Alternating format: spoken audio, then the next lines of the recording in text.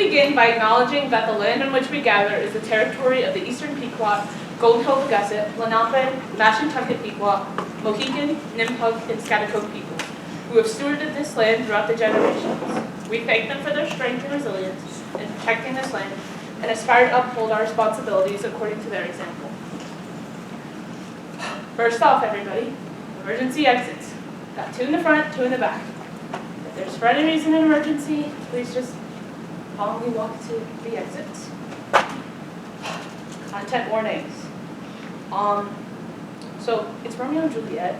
I fear you probably already know, but just in case you don't, there will be physical violence in the form of sword fighting, death, suicide. There will be screaming and high-pitched squealing. That's pretty much it. I'd like to thank the E-Board as well as Pages Stage as a club for allowing us to put on this show. And I'd like to thank all of you for coming to see Romeo and Juliet. It has been such an honor to call myself the director of this show, and I've loved every moment of working with the talented cast and crew you're about to see perform. I constantly find myself in awe of how willing and able the entire cast has been when it comes to learning and memorizing lines that at times feel like they were written in another language. As I put in my director's note, they've suffered tremendously at the hands of good old William. There are many who've truly put in their blood, sweat, and tears into making this happen, and I thank and love each and every one with all my heart. There are so many people that I want to thank for their never-ending confidence and belief in me, including but not limited to my parents, my sister, my extended family, and my friends. I'd especially like to thank my roommate Phoebe, who joined halfway through the production to play Lord Montague. Thank you, Phoebe! I love you! You're a lifesaver! Finally, I'd really like to thank you all, the audience, for supporting theater and continuing to allow us to do what we love. Thank you.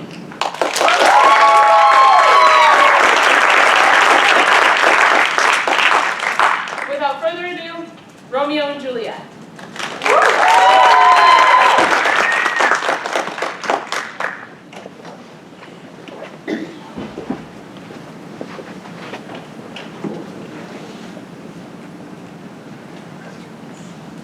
Two households, both alike in dignity. In fair Verona, where we lay our seat, from ancient grudge breaks new mutiny, where civil blood makes civil hands unclean.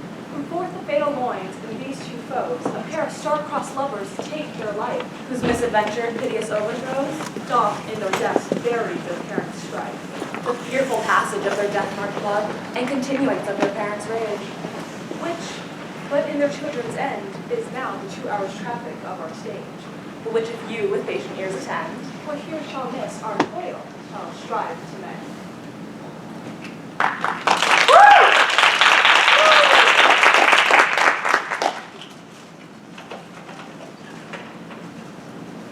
Gregory, on my word, will not carry colds. No, for then we should be colliers. And I mean, and we being collar will draw. I, while you live, draw your neck out of collar. I strike quickly, being moved. But thou art not quickly moved to strike.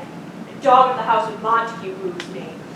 To move is to stir. To be valiant is to stand. Therefore, if thou art moved, thou runst away. A dog of the house shall move me to stand. I will take to the wall any man or maid of Montague's. Thou shows thee a weak slave, for the weakest goes to the wall. 'Tis true, if therefore women, being the weaker vessels, are ever thrust to the wall. Therefore I will push the men from the wall and thrust the maids to the wall. The quarrel is between our masters and us, their men. 'Tis all one. I will prove myself a tyrant. Once I have fought with the men, I will be civil with the maids. I will cut off their heads. The heads of the maids? Aye, the heads of the maids. Or their maiden heads. Take it in what sense thou wilt. Thou wilt take it in sense that me feel it. Me they shall feel what I am able to stand, and 'tis known I have a pretty piece of flesh. Thou art lucky thou art not fish. If thou hadst been foredrawn. Draw thy tool. Here comes to the house of Montague. Bring the weapons out. Quarrel, I will back thee. How? Turn thy back and run? Fear me not. Oh, Mary, I fear thee. Let us take the law of our sides. Let him begin. I will frown as I pass by, and they'll take it as they list. Nay, as he dares, I will bite my thumb at him, which is disgrace in comparison. Do you bite your thumb at me, sir? I do bite my thumb, sir. Do you bite your thumb at me, sir?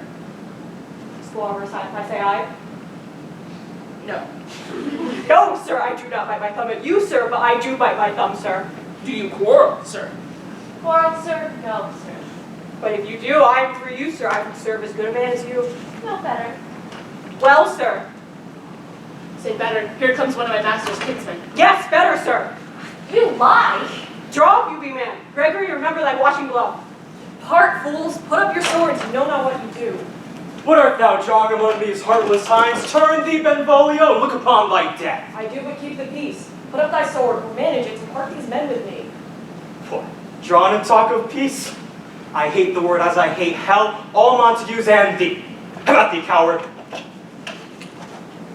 What noise is this? Give me a moment to know. A crunch, why call you for a sword? My sword, I say. Old Montague has come and flourishes his blade in spite of me. Thou villain Capulet.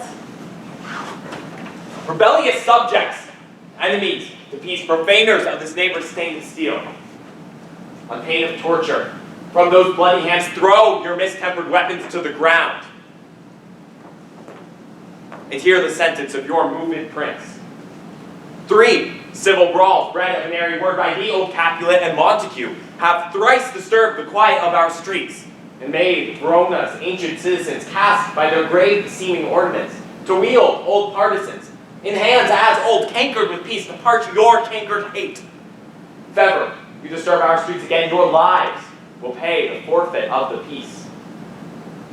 For this time, all the rest depart away. You, Capulet, shall come along with me, and Montague, come you this afternoon, to know our further pleasure in this case. To old Freetown, our common judgment place. Once more, on pain of death, all men depart.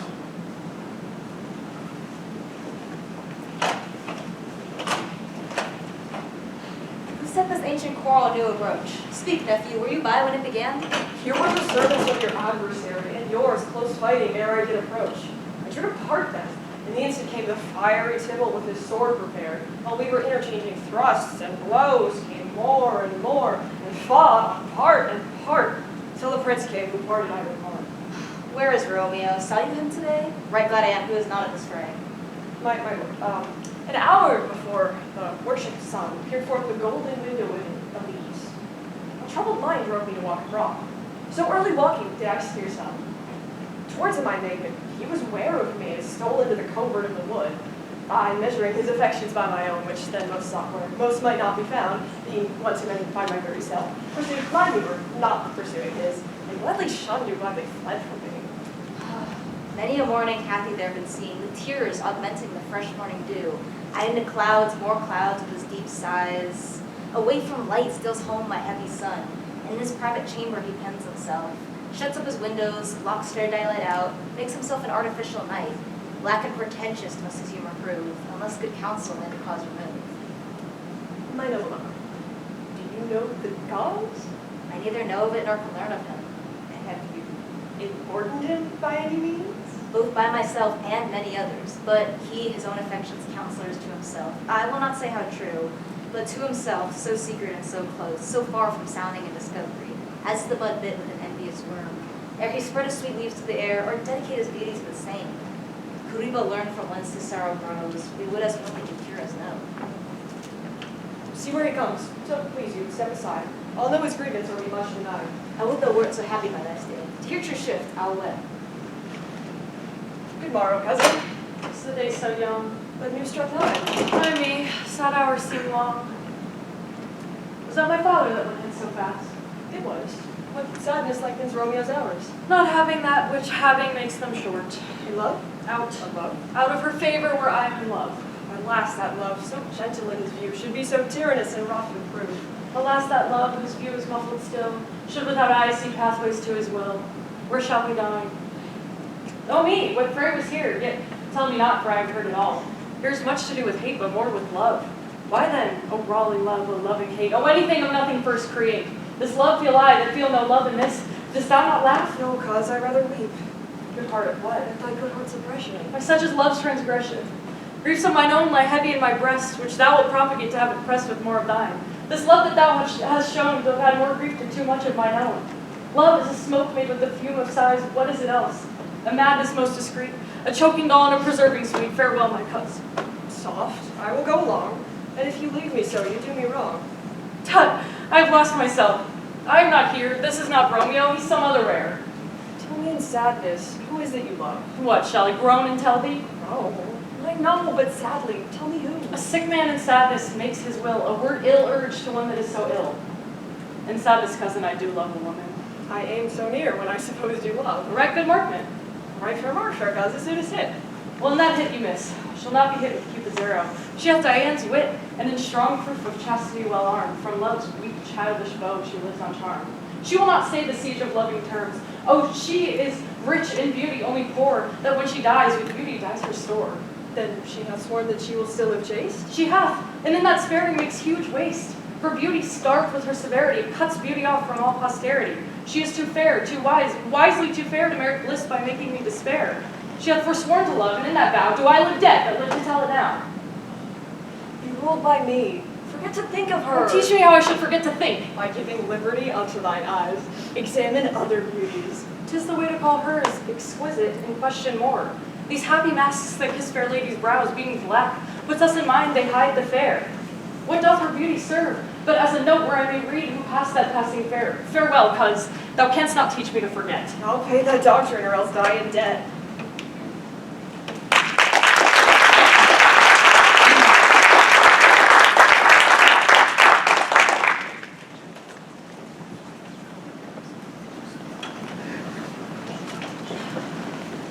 But old Montague is bound as well as I am. 'Tis not so hard, I think, for men so old as we to keep the peace. Honorable reckoning are you both, and pity 'tis you lived it out so long, but Now, my lord, would say to my suit. But saying on what I had said before, my child is yet a stranger to this world. She hath not seen the change of 18 years. Let 2 more summers wither in their pride, ere we make her correct to be a bride. Younger than she your happy mother's maid, and too soon marred though so early made. Earth hath swallowed all my hopes but she. She's the hopeful lady of my earth. But woo her gentle Paris, get her heart. My will to her consent is but a part. And she agreed within her scope of choice lies my consent and fair pointed voice. This night I hold an old accustomed feast, whereto I've invited many a guest, such comfort as do lust young men feel when well apparelled they fall the heel, blending winter treads, even such delight. Among fresh fennel buds shall you this night inherit at my house. Hear all see it, like her most whose merrimost shall be, which on more view many, mine being one, may stand as number, though reckoning them. Come, go with me. Go, Sierra, trudge about through fair Verona, find those persons out whose names are written here, until they'll say, my house, and welcome on their pleasure stay.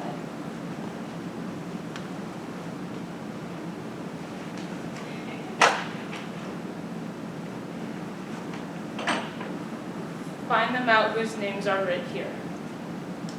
It is written that the shoemaker should meddle with his yard, and the fisher with his last, the painter with his pencil, and the tailor with his nets. But I am to find those whose names are here writ, and can never know what the writing person hath here writ. I must have learned in good time. Tut, man, one fire burns out another's burning. One pain is lessened by another's anguish. Turn giddy, and be helped by backward turning. One desperate grief cures another's languish. Take thou some new infection to thy eye, and the rank poison of the old will die. your plantain leaf is excellent for that. What, I prithee? Your broken shin. Romeo, art thou mad? Not mad, but bound more than a madman is. Shut up in prison, kept without my food, whipped and tormented, and good e'en, good fellow. Oh, God, good Vinny, I pray you, can you read? I, my own fortune and my misery. Be it not with book, but can you read anything you can see? I find out the letters in the language. Oh, rest your Mary. Stay, fellow, I can read. Mercutio and his brother Valentine, mine uncle Capulet, his wife and daughters, my fair niece Rosaline, and Livia, Signor Valentio, and his cousin Tybalt. A fair assembly. Whither should they come? Up, Whither, to supper? to our house. Whose house? My master's. Indeed, I should have asked you that before. Well, I'll tell you without asking. My master is a great rich Capulet, and be you not of the house of Montagues, I pray, come and crush a cup of wine. Rest you merry. This same ancient feast of Capulets sets the fair Rosaline, whom thou so lovest, with all the admired beauties of Verona. Go thither, and with unattained eye, compare her face to some that I shall show. I will make thee think thy swan a crow. When the devout religion of mine eye maintains such falsehood, then turn tears to fire, and those who often burned could never die. Transparent heretics be burned for liars. One fairer than my love. The all-seeing sun ne'er saw her match since first the world begun. Tut, you saw her fair, none else being by, herself poised with herself in either eye. But in that crystal scales, let there be weighed your lady's love against some other maid that I will show you, shining at this feast, and she shall scant show well that now seems meant. I'll go along, no such sight to be shown, but to rejoice in splendor of mine own.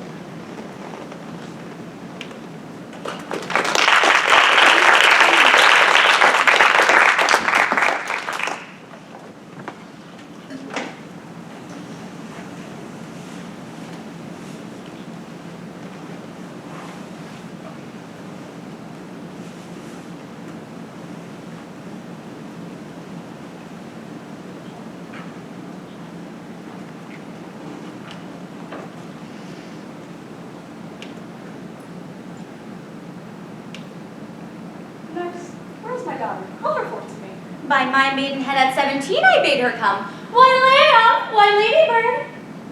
God forbid, where is this girl? What, Juliet?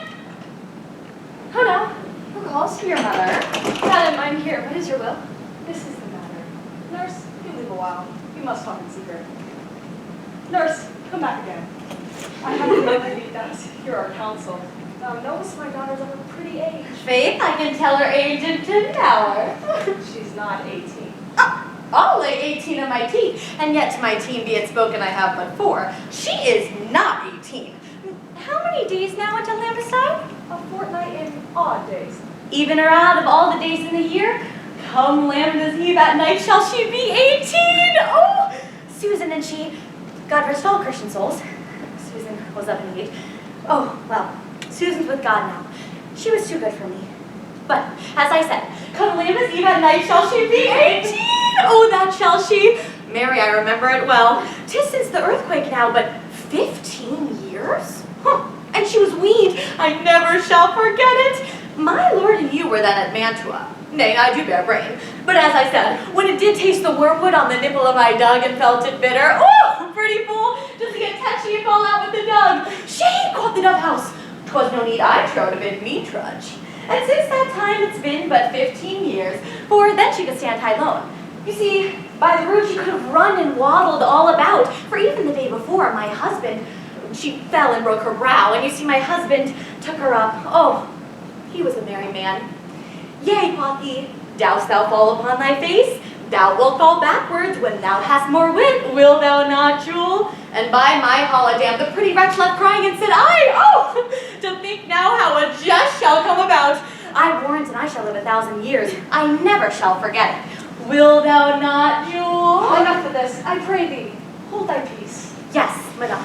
Yet I cannot choose but laugh to think that it should leave crying and say, oh, and it had upon its brow a bump as big as a young cockerel stone, a perilous knot, and it cried bitterly. Yea, quoth my husband, dost thou fall upon thy face? Thou wilt fall backwards when thou comest to an age. Will thou not, Jewel? Instant did I, said I. Instant thou too. I pray thee, nurse, say I. Oh, peace I have done.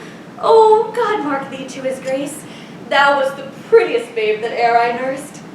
And to think that I may live to see thee marry once! Oh, I have my wish. Mary. That Mary is the very thing I came to talk of. Tell me, daughter Juliet, how stands your disposition to be married? It is an honor that I dream not of. In honor? Were I not thine only nurse, I would think thou hast sucked wisdom from thy tate. Well, think of marriage now.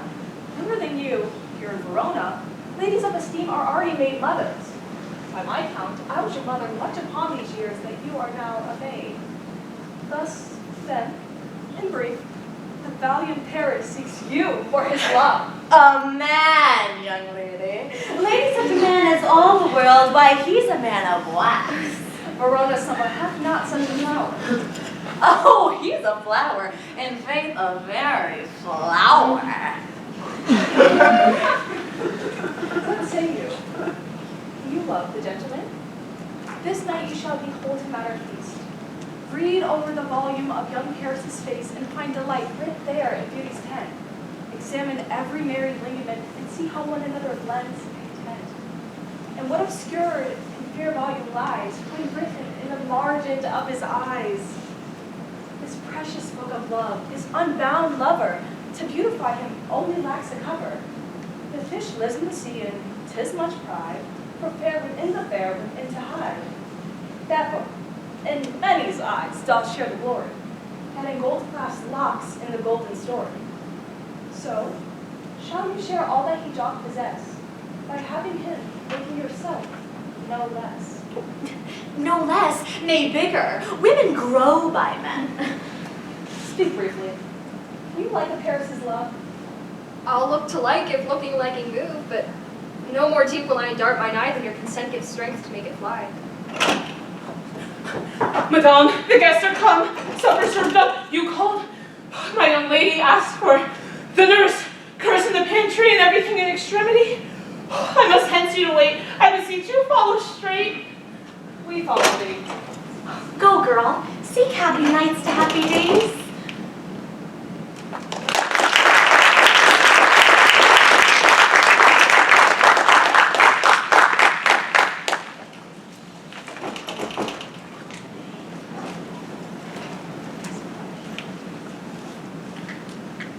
What, shall this speech be spoke for our excuse, or shall we on without apology? The day is out of such perplexity. We'll have no Cupid hoodwinked with a scarf, bearing a tartar's painted bow of black, scaring the ladies like a crow keeper. Nor know without book prologue, they spoke after the prompter for our entrance.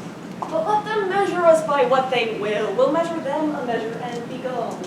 Give me a torch, I am not for this ambling. Being but heavy, I will bear the light. Nay, gentle Romeo, we must have you dance. Not I, believe me, you have dancing shoes with nimble soles. I have a soul of lead, so stakes me to the ground I cannot move.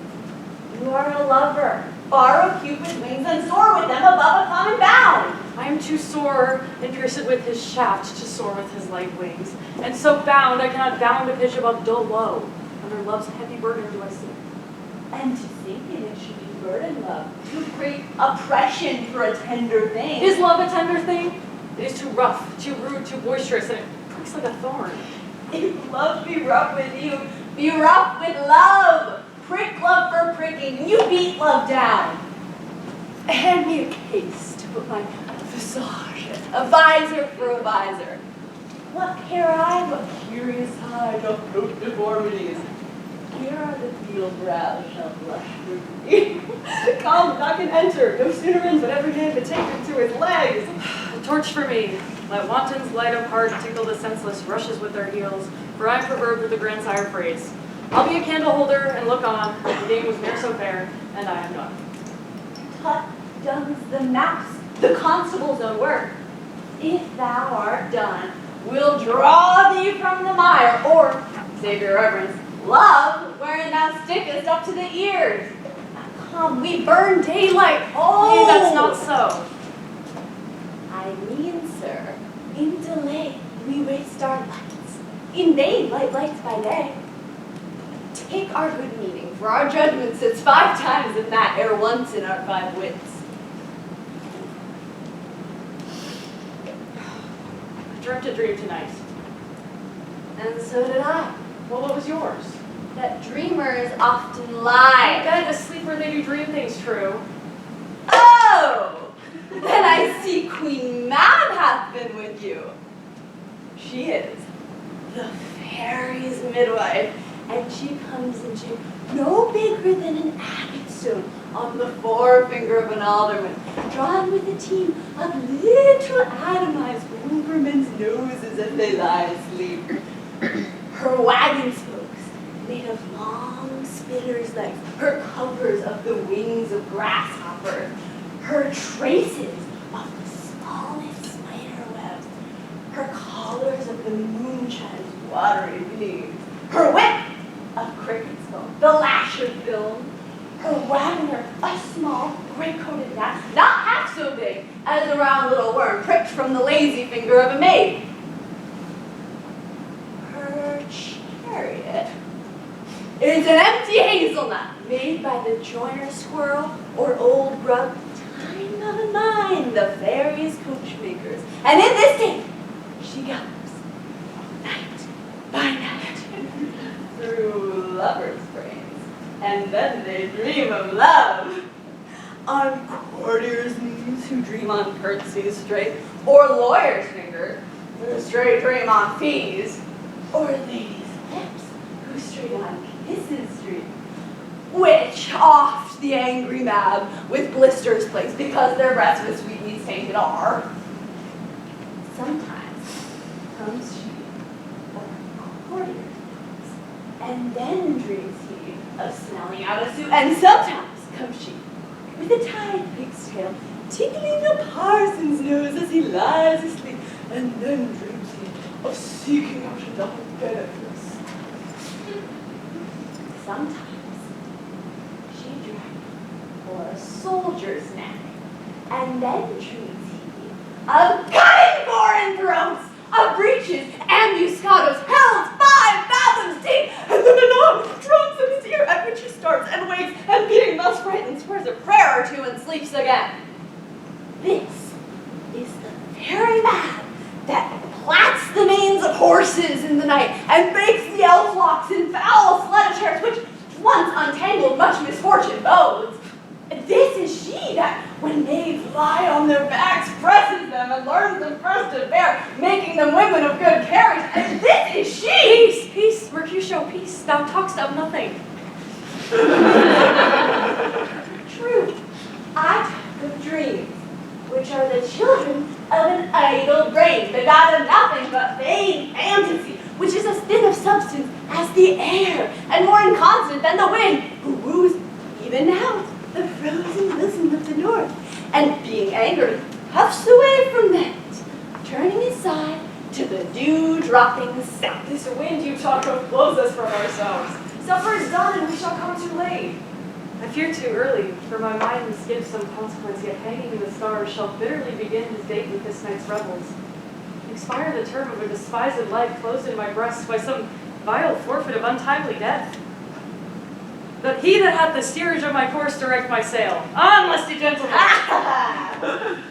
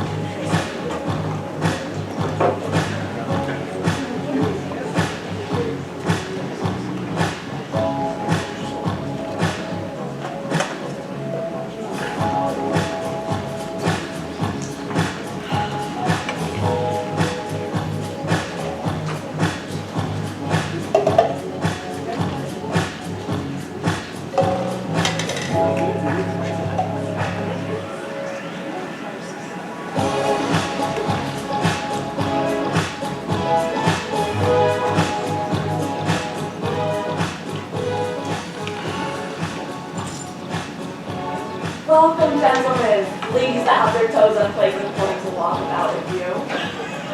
Welcome, gentlemen. I have seen the day that I have worn a visor and could tell a whispering tale in a fair lady's ear. Such as would please. Tis gone, tis gone, tis gone. You are welcome, gentlemen. Come, musicians, play! Ahal, give room. More light, you Nathan. Turn the tables up. Quench the fire, the room has grown too hot.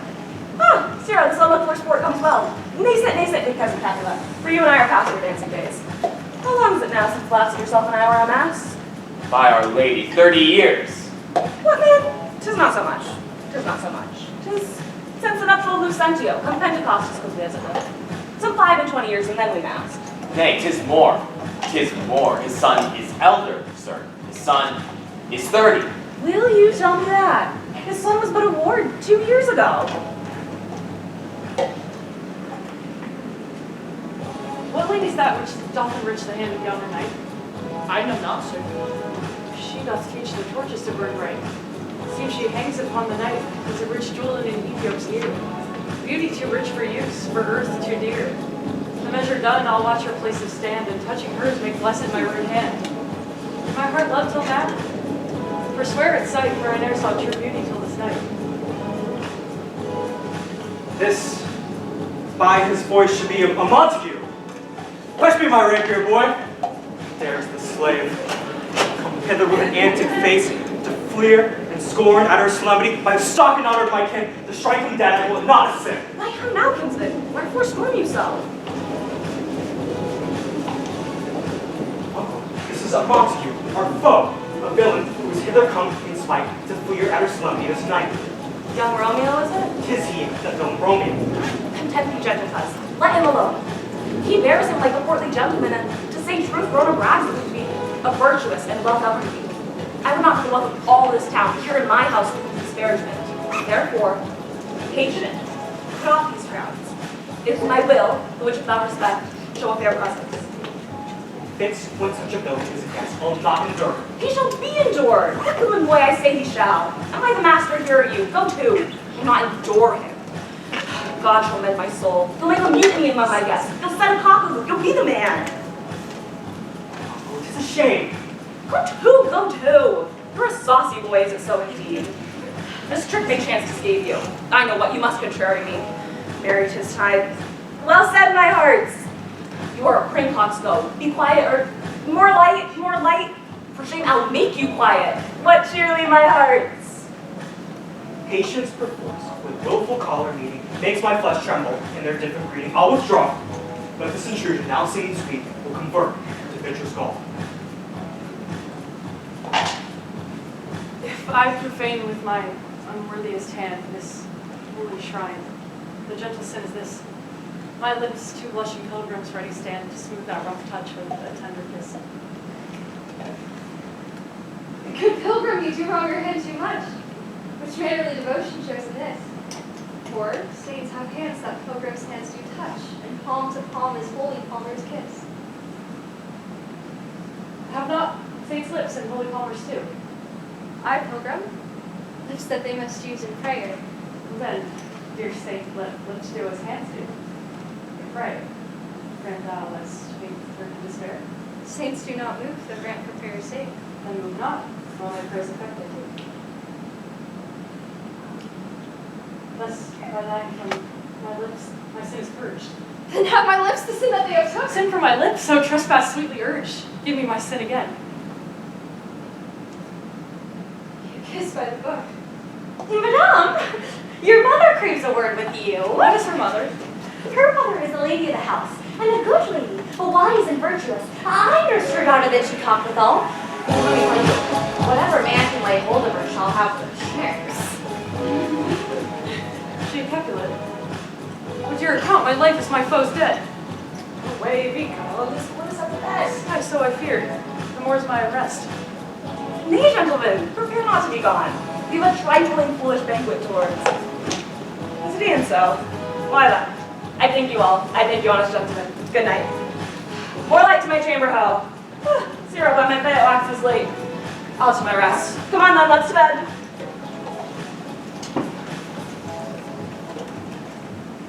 Come hither, nurse.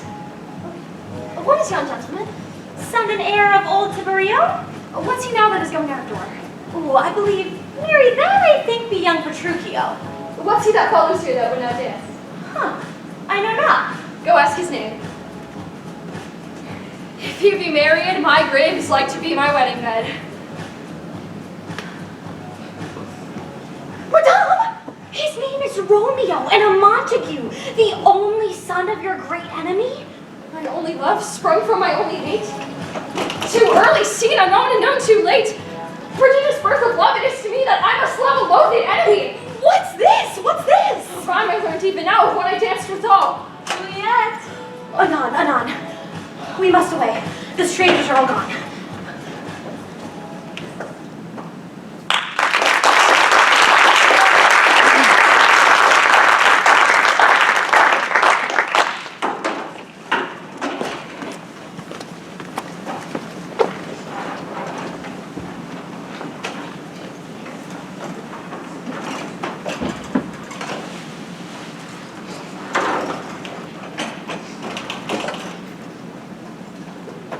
Desire, not from his deathbed lie, and young affection gapes to be his heir.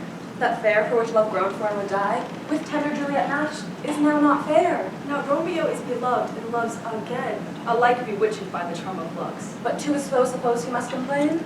And she steals love's sweet bait from fearful hooks. being held a foe, he may not have access to breathe such vows as lovers used to swear. And she has much in love, her means much less.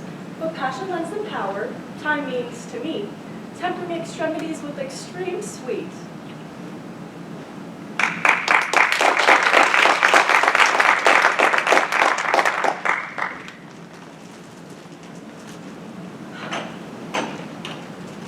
Can I go forward when my heart is here? Turn back, dull earth, and find thy center out. Romeo, my cousin Romeo, Romeo! He is wise, and on my life hath stolen him home to bed. He ran this way and left this orchard wall. Call good Mercutio. Nay, I'll conjure thee. Romeo, humors, madman, passion, lover. Appear thou in the likeness of a sigh. Speak but one rhyme, and I am satisfied. Cry but I me. Pronounce but love and dove. Speak to my gossip Venus one fair word, one nickname for her purblind son and heir. Young Abraham Cupid, he that shot so trim when King Cophetua loved the beggar maid. He heareth not, he stirreth not, he moveth not. The ape is dead, and I must conjure him. I conjure thee, by Rosalind's bright eyes, by her high forehead and her scarlet lip, by her fine foot, straight leg, and quivering thigh, and the domain that there adjacent lie, that in thy likeness thou appear to us. and if he hear thee, thou wilt anger him. This will not anger him. It would anger him to raise a spirit of some strange nature in his mistress's circle, letting it there stand till he had laid it and conjured it down. That were some spite. My invocation is fair and honest. In his mistress's name I conjure only, but to raise up him. Come, he hath hid himself among these trees to be consorted with the humorous night. Blind is his love, and best befits the dark. If love be blind, love cannot hit the mark. Now he will sit under a medlar tree and wish his mistress were that kind of fruit. Oh, Romeo, that she were an open arse and thou a popcorn pear. Romeo, good night. I'll to my truckle bed. This field bed is too cold for me to sleep. Come, shall we go? Go then, for 'tis in vain to seek him here, but means not to be found. He jests at scars that never felt a wound. But stop. What light through yonder window breaks? It is the east, and Juliet is the sun. Arise, fair sun, and kill the envious moon, who is already sick and pale with grief, that thou her maid art far more fair than she. It is my lady. Oh, it is my love. Oh, that she knew she were. She speaks, yet she says nothing. What of that? Her eye discourses, I will answer it. I'm too bold, 'tis not to me she speaks. Two of the fairest stars in all the heaven, having some business, do entreat her eyes to twinkle in their spheres till they return. What if they were there? Her eye in heaven, her eye in heaven. The brightness of her cheek would shame those stars as daylight doth a lamp. See how she leans her cheek upon her hand. Oh, that I were a glove upon that hand, that I might touch that cheek. Ivy. She speaks. Oh, speak again, bright angel, for thou art as glorious to this night, being o'er my head as a winged messenger of heaven. Oh, Romeo, Romeo. Wherefore art thou, Romeo? Deny thy father and refuse thy name. Or, if thou wilt not, be but sworn by love, and I'll no longer be Capulet. Shall I hear more, or shall I speak of this? 'Tis but thy name that is thine enemy. Thou art thyself, though not a Montague. Oh, what's a Montague? It is nor hand, nor foot, nor arm, nor face. Oh, be some other name belonging to a man. What's in a name? That which we call a rose by any other word would smell as sweet. So, Romeo would, were he not Romeo called, retain that dear perfection which he owes. Romeo, doff thy name. and for thy name, which is no part of thee, take on myself. I take thee at thy word. Call me but love, and I'll be new baptized. Henceforth I never will be Romeo. What man art thou that thus restrained in the night so steppest on my counsel? By a name I know not, how to tell thee who I am. My name, dear saint, is hateful to myself because it is an enemy to thee. Had I it written, I would tear the word. My ears have not yet drunk 100 words of thy tongue's uttering, yet I know the sound. Art thou not Romeo? And to Montague? Neither, fair maid, if either thee dislike. How camest thou hither? Tell me, and wherefore the orchard walls are high and hard to climb, and the place death, considering who thou art, and if my kinsman find me here? With love's light wings did I o'erperch these walls, for stony limits cannot hold love out. And what love can do, that dares love attempt. Therefore thy kinsmen are no stop to thee. If they do see thee, they will murder thee. My life were better ended by their hate than death prorogued wanting of thy love. I would not for the world they saw me here. I have night's cloak to hide me from their eyes, and but thou love me, let them find me here. By whose direction foundst thou out this place? By love, who first did prompt me to inquire. He lent me counsel, and I lent him eyes. I am no pilot, yet wert thou as far as that vast shore washed with the farthest sea, I would adventure for such merchandise. Thou knowst the mask of night is on my face. Else would have made him blush, but paint my cheek for that which thou wouldst heard me speak tonight. Fain would I dwell on form, fain deny what I spoke. But farewell compliment. Dost thou love me? I know thou wilt say aye, and I will take thy word. Yet if thou swearst, thou mayst prove false. Lovers' perjuries, they say Jove laughs. Oh, gentle Romeo, if thou dost love, pronounce it faithfully. Or, if thou thinkest time specifically won, I'll frown, and be perverse and say thee nay, so that thou wilt woo. But that's not for the world. In truth, fair Montague, I am too fond, and therefore thou mayst think my behavior light. But trust me, gentlemen, I'll prove more true than those that have more claim to be strange. I should have been more strange, I must confess. But thou overheard stereo was where my true love passion. Therefore, pardon me, and do not impute this yielding to light love which the dark night had so discovered. Lady, by yonder blessed moon I vow, that tips with silver all these fruit treetops. Oh, swear not by the moon. Then constant moon that monthly changes in her circled orb, lest thy love prove likewise variable. What shall I swear by? Do not swear at all. Or, if thou wilt, swear by thy gracious self, which is the God of my idolatry. And I'll believe thee. If my heart's dear love... Well, do not, sir. Although I join thee, I have no joy in this contract tonight. It is too rash, too unadvised, too sudden, too like the lightning which doth cease to be ere one can say it lightens. Sweet, good night. This bud of love, our summer's ripening breath, me through a beauty's flower when next we meet. Good night. Good night. As sweet repose and rest. Come to thy heart, is that from my breast? Oh, wilt thou leave me so unsatisfied? What satisfaction canst thou have tonight? The exchange of thy love's faithful vow for mine? I did give thee mine before thou didst request it, and yet I would it were to give again. Wouldst thou withdraw it, love? For what purpose? But to be frank and give it thee again, and yet I wish but for the thing I have. My bounty is as boundless as the sea. My love is deep. The more I give to thee, the more I have. For both are infinite. Juliet! I hear some noise within. A dear love with you. Anon, good nurse! Sweet Montague, be true. Stay but a little, I will come again. Blessed night. I am afeared, being a night, that all this is but a dream, too flattering sweet to be substantial.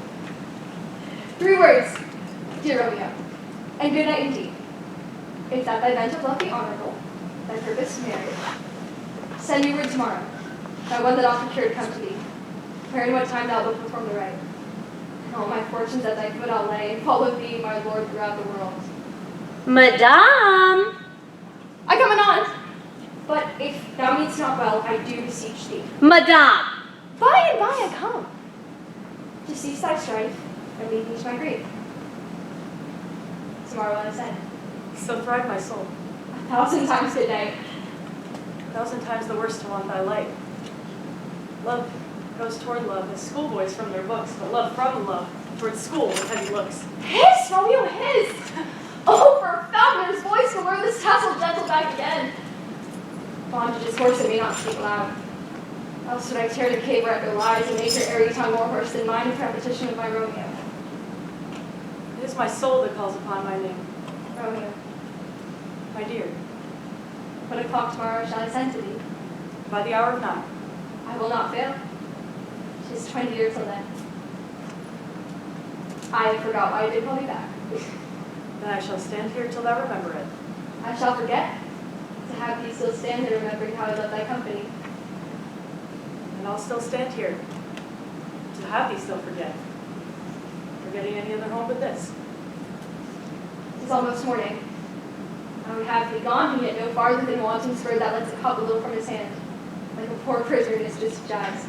And with the silken thread plucks it back again, so loving jealous of his liberty. I would I were thy bird. Sweet, so would I.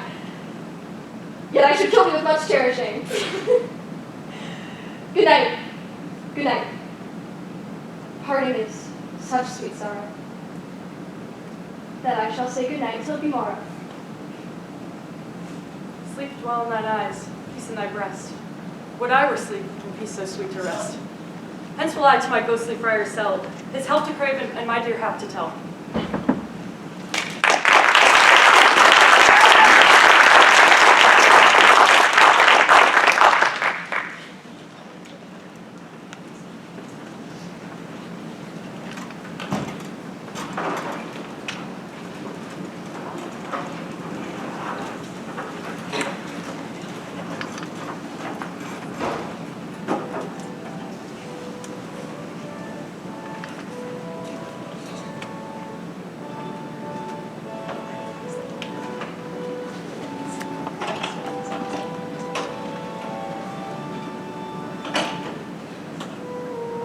Gray-eyed morn smiles on the frowny night, checkering the eastern clouds and streaks of light, and feckled darkness like a drunkard's reels from forth a path of heightens fiery wheels.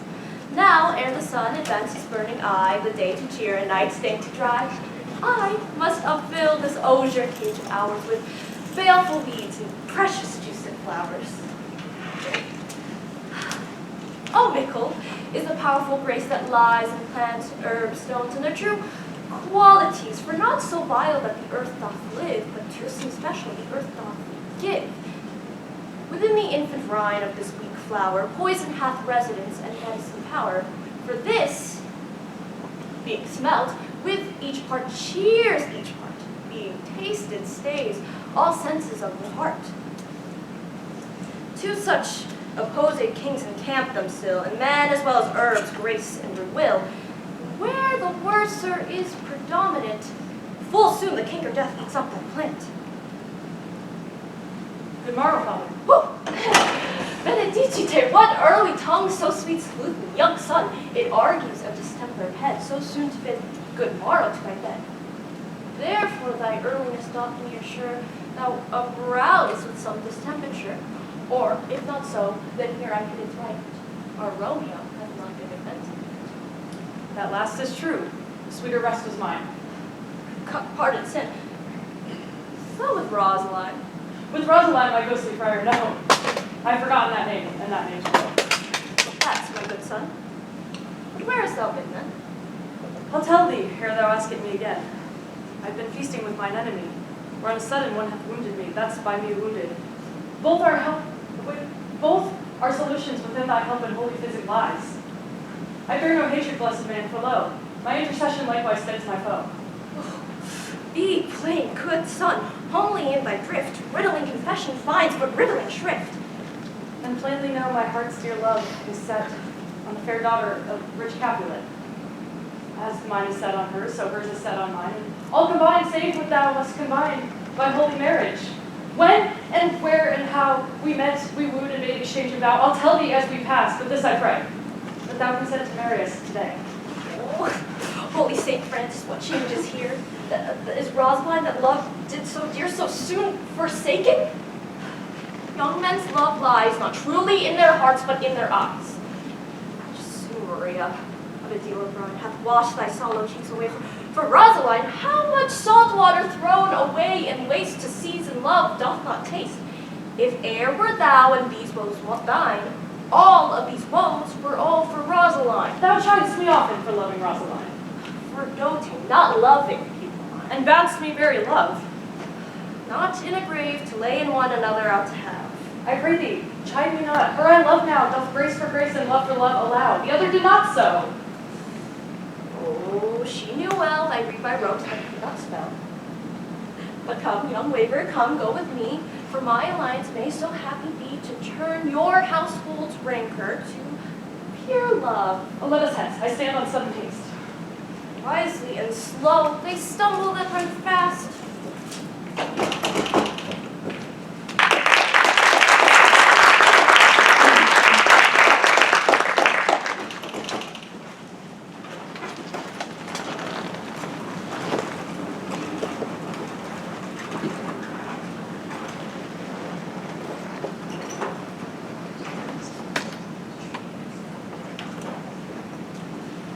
Where the devil should this Romeo be? Came he not home tonight? Not to his father, I spoke with his man. That same pale, hard-hearted wench, that Rosaline, torments him so he will sure run mad. Tybalt, the kinsman to old Capulet, has sent a letter to his father's house. A challenge on my life. Romeo will answer it. Any man that can write may answer a letter. Nay, he will answer the letter's master as he dares. He dared. Alas, poor Romeo, he is already dead. Stabbed with a white wench's black eye, run through the ear with a love song, the very pit of his heart, cleft by the blind bow boy's butt shaft. And is he a man to encounter Tybalt? Why, what is Tybalt? More than prince of cats. Oh, he's the courageous captain of compliments. He fights, as you sing brick song, keeps time, distance, and proportion. He rests his men rests. 1, 2, and a third in your bosom. The very butcher of a silk button, a duelist, a gentleman of the very first house of the first and second cause. Oh, the immortal passado, the punto reverso, the hey! What? The pox of such antic, lisping, affecting fantasines, these tuners of new accent. By Jesu, a very good blade, a very tall man, a very good form. What? Is it not a lamentable thing, grandsire, that we are to be thus afflicted with these strange flies, these fashion mongers, these pardon me's, who stand so much on the new form that they cannot sit on the old bench? Oh, their bones, their bones! Here comes Romeo, here comes Romeo. Thou dost row like a dried herring. Flesh, flesh, how art thou fishified? Now he is for the numbers that Petrarch flowed in. Laura to his lady was a kitchen wench, Mary. She had a better love to berhyme her. Dido a dowdy, Helen and Hero, Hildings and harlots, Thisbe a grey eye or so, but not to the purpose. Signor Romeo, bonjour! There's a French salutation to your French slop. He gave us the counterfeit barely last night. Good morrow to you both. What counterfeit did I give you? The slip, sir, the slip. Can you not conceive? Pardon, good Mercutio. My business was great, and in such a case as mine, a man restrained courtesy. That's as much to say as such a case as yours constrains a man to bow in the hams. Meaning to courtesy. Thou hast most kindly hit it. A most courteous exposition. Nay, I am the very pink of courtesy. Pink for flower. Right. Why then is my pump well flowered? Ooh, sure wit. Follow me this jest now till thou hast worn out thy pump, that the jest may remain after the wearing, solely singular. Oh, single-souled jest, solely singular for the singleness. Come between us, good Benvolio, my wits faints. Oh, switching spurs, or I'll cry a match. Nay, if I run the wild goose chase, if our wits run the wild goose chase, I am done, for thou hast more of the wild goose in one of thy wits than I am sure I have in my whole 5. Was I with you there for the goose? Thou wast never with me when thou wast not there for the goose. I will bite thee by the ear for that jest. Nay, good goose, bite not. Thy wit is a very bitter sweeting, with a most sharp sauce. Why then, is it not well served into a sweet goose? Oh, here's a wit of Chevrolet that stretches from an inch narrow to an L broad. Stretch it out for that word broad, which added to the goose, proves thee far and wide a broad goose. Now, is this not better than groaning for love? Now art thou sociable. Now art thou Romeo. Now art thou what thou art, by art as well as by nature. For this driveling love is like a great natural that runs lolling up and down to hide his bauble in a hole. Stop there, stop there. Thou desirest me to stop in my tail against the hair. Thou wouldst else have made thy tail large. Oh, thou art deceived. I would have made it short, for I was come to the whole depth of my tale, and meant indeed to occupy the argument no longer. Here's goodly gear, a sail. She had the fan behind her face, for her fan's the fairer face. Got you, good morrow, gentlemen. God ye good e'en, fair gentlewoman. Is it good, Ian? 'Tis no less, for the body hand of the dial is now upon the prick of noon. Act upon you! What man are you? One gentlewoman that God hath made himself to mar. By my troth, it is well said, for himself to mar, quoth he. Gentlemen, can any of you tell me where I may find the young Romeo? I can tell you, but the young Romeo will be older when you have found him than he was when you sought him. I'm the youngest of that name, for fault of a worse. You say well. Yeah, is the worst well? Very well took, faith wisely. Well, if you be he, sir, I desire some confidence with you. You will indict him to some supper. Abad, Soho! What hast thou found? No hair, sir, unless a hair, sir, in a Lenten pie that is whore ere it be spent. Oh, an old hair whore, and an old hair whore is very good meat in Lent. But a hair that is whore is too much for a score, but it whores ere it be spent. Romeo, will you to your father's, will to dinner thither? I will follow you. Farewell, ancient lady. Farewell, lady. Ladies. I pray you, sir. Who was that saucy merchant that was so full of his ropery? A man, gentlewoman, that loves to hear himself talk and will speak more in a minute than he will stand to in a month. Well, if you speak anything against me, I'll take him down. If he were lustier than he is, and 20 such yes. And if I cannot, I'll find those that shall. Scurvy knave! I am none of his flirt gills. I am none of his skeins mates. Whoop! I forgot. I am so vexed that every part about me quivers. Scurvy knave! I pray you, sir.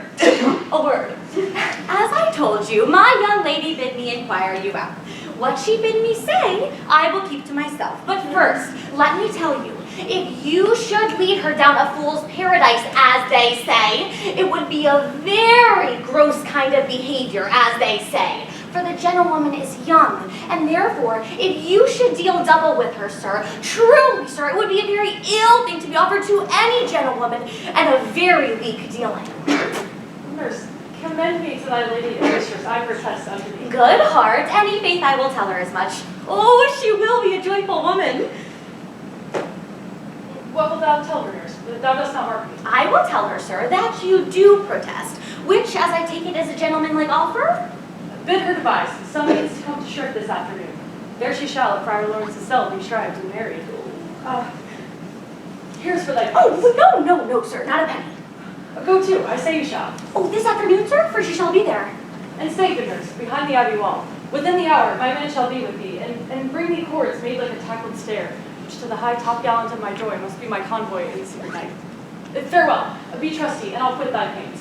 Farewell, commend me to them. Oh, God in heaven bless thee. Hark you, sir. What sayst thou? Is your man secret? Did you ne'er hear say, two may keep counsel by putting one away?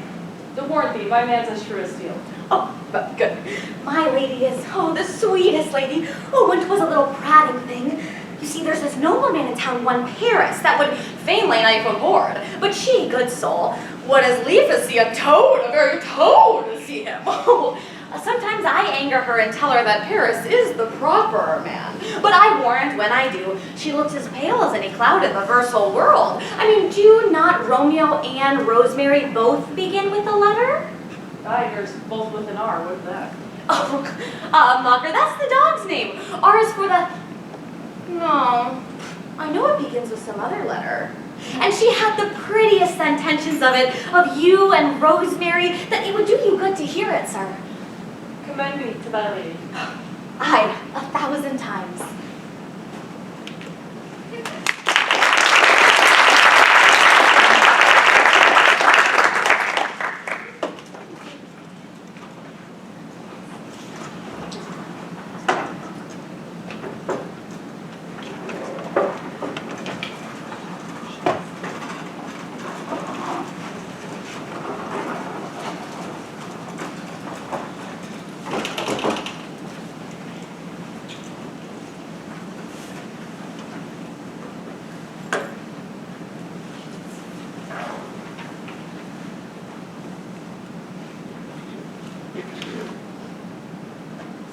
struck 9 when I did send the nurse. In half an hour she promised to return.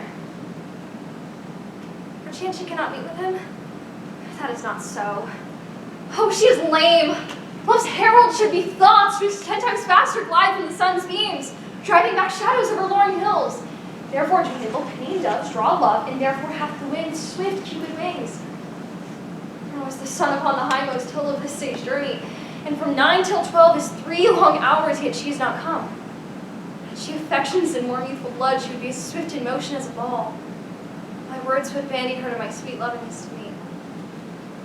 But old folks, many faint as they were dead, unwieldy, slow, heavy, and pale as lead.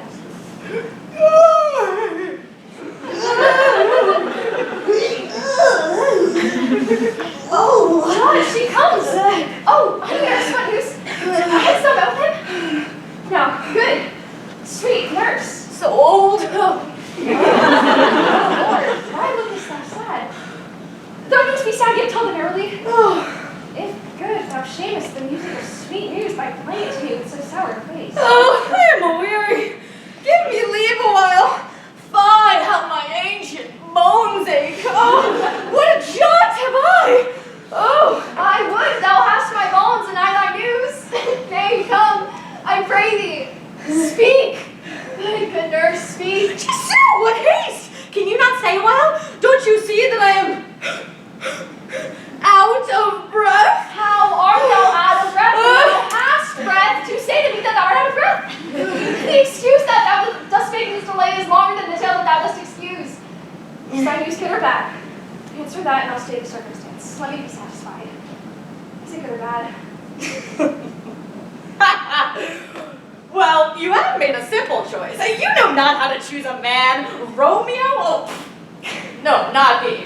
Though his face be better than any man's, and his leg excels all men's, and for a hand and a foot and a body, whoa! Though they not to be talked on, yet they are past compare. He is not the flower of courtesy, but I'll warrant him as gentle as a lamb. Go thy ways, wench, serve God. What, have you dined at home? No, but all this did I know before. What says he of our marriage? What of that? How my head aches! Ah! What head have I? It beats as if it would fall into 20 pieces! Oh, my back! Oh, my back! Oh, my back! Beshrew your heart for setting me up and down to catch my death! In faith, I am sorry that thou art not well. Better. Sweet nurse, tell me. Your love says, like an honest gentleman, and a courteous, and a kind, and a handsome, and I warrant a virtuous. Where's your mother? Where's my mother? Why, she's within, where should she be? How oddly thou repliest. Your love says like an honest gentleman. Where is your mother? Oh, God's lady jar, you so hot! Mary, come up, I trow. Is this the poultice for my aching bones? Henceforth, you do your messages yourself. You're such a coil. Come. What says Romeo? Fine. Have you got leave to go to shrift today? I have. Then hie you hence to Friar Lawrence's cell. There stays a husband to make you a wife. Oh, there comes the wanton blood up in your cheeks. I knew they'd be scarlet straight at any news. Go, hie you to church. I must find another way to fetch a ladder by which your love must climb a bird's nest soon when it is dark. I am the drudge and toil in your delight, but you shall bear the burden soon as night. Go, all to church. Hie you to the cell. And I, Fortune, what is nurse farewell?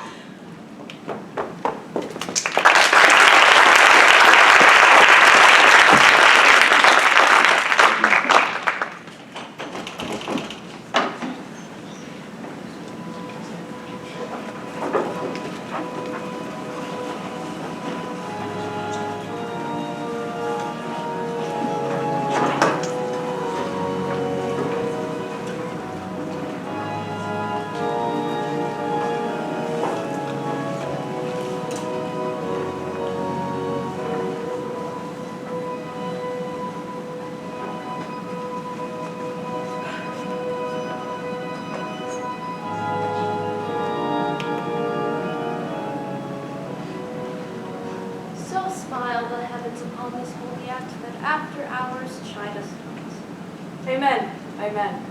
But come what sorrow can, it cannot countervail the exchange of joy that one short minute gives me in her sight. Do thou but close our hands with holy words, then love devouring death do what he dare. It is enough I may but call her mine. These violent lights have violent ends, like triumph die, like fire or powder. As they kiss, consume. The sweetest honey is loathsome in his own deliciousness, and the taste confounds the appetite. Therefore, love moderately. Long love doth so, too swift arise, as tardy as too slow. Oh, here comes the lady. And even to my ghostly confessor, Romeo shall thank thee, daughter, for us both. as much to him.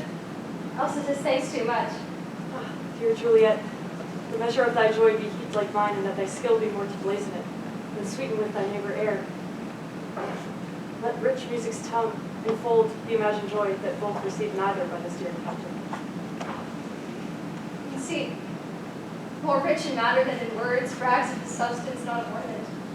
But they are but beggars that can count their worth, but my true love is grown to such excess I cannot sum up some of half my wealth. Come with me. We will make short work, for by your leaves you will not be alone, till Holy Church incorporate two in one.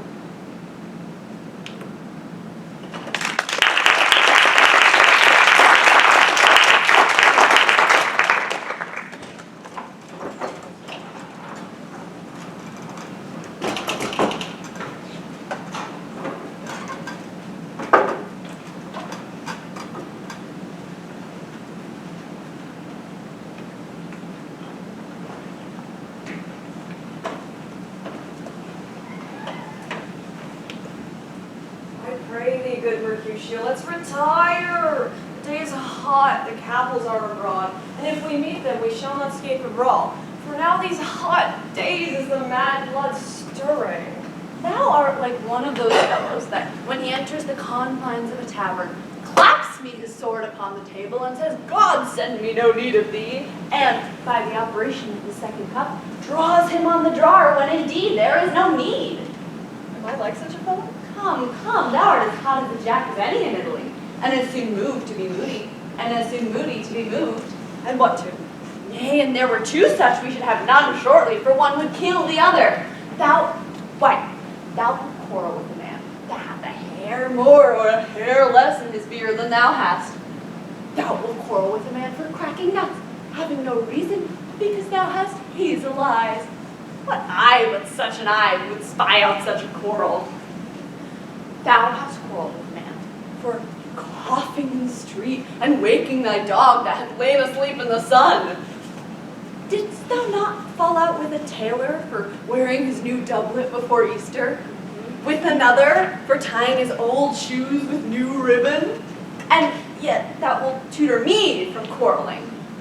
And I were so apt to quarrel as thou art, any man should buy the fee simple of my life for an hour and a quarter. The fee simple, oh simple. By my head, here comes the Capulets. By my heel, I cannot. Follow me close, for I will speak to them. Gentlemen, good evening. A word with one of you. And but one word with one of us? Couple it with something, make it a word and a blow. You shall find me apt enough to that, sir, and you shall give me occasion. Could you not take some occasion without giving? Mercutio, thou consortest with Romeo. Consort! What? Dost thou make us minstrels? And thou make minstrels of us, look to hear nothing but discords. Here's my fiddlestick, here's that shall make you dance. Sounds consort! We talk here in the public haunt of men. Either withdraw into some private place, or reason coldly of your grievances, or else depart, your all eyes gaze on us. Men's eyes were made to look, and let them gaze. I will not budge for no man's pleasure, I.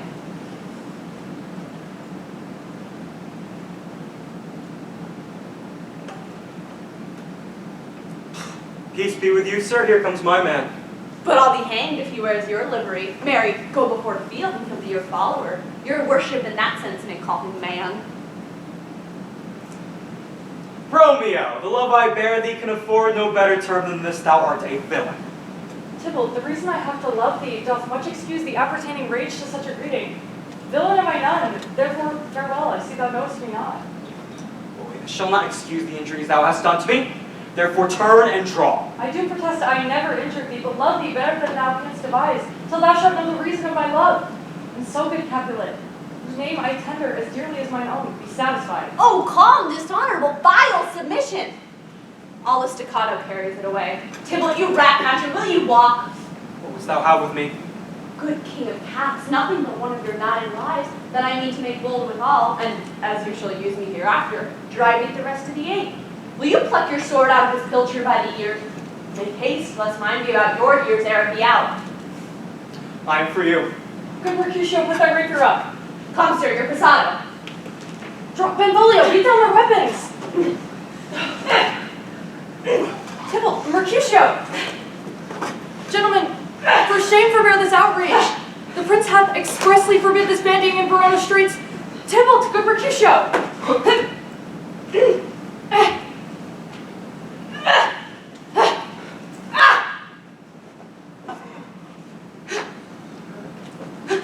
Wait, Tybalt.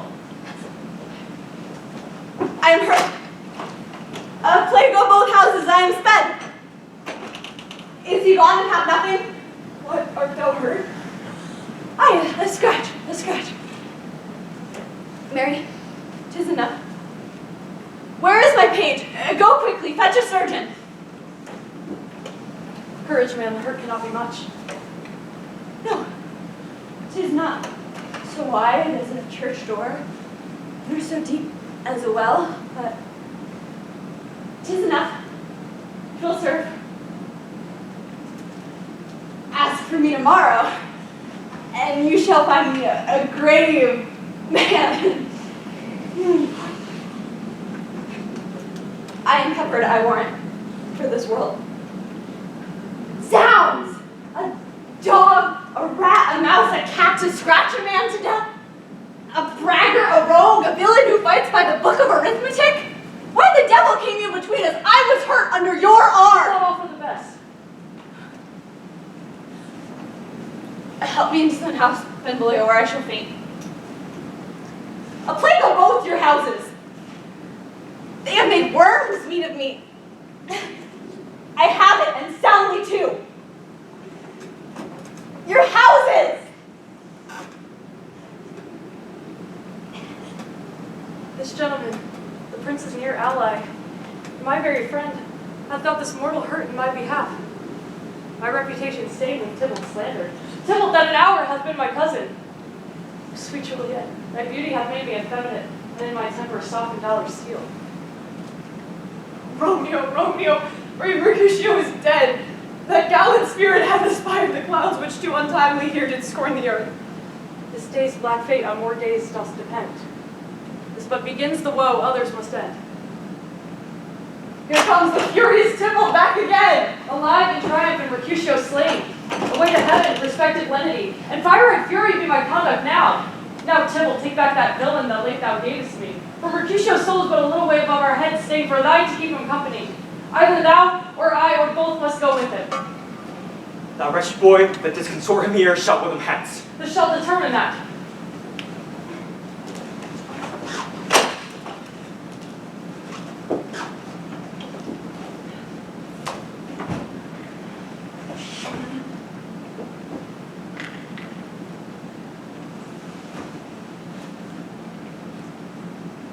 Romeo, away, be gone. The citizens are up and Tybalt slain.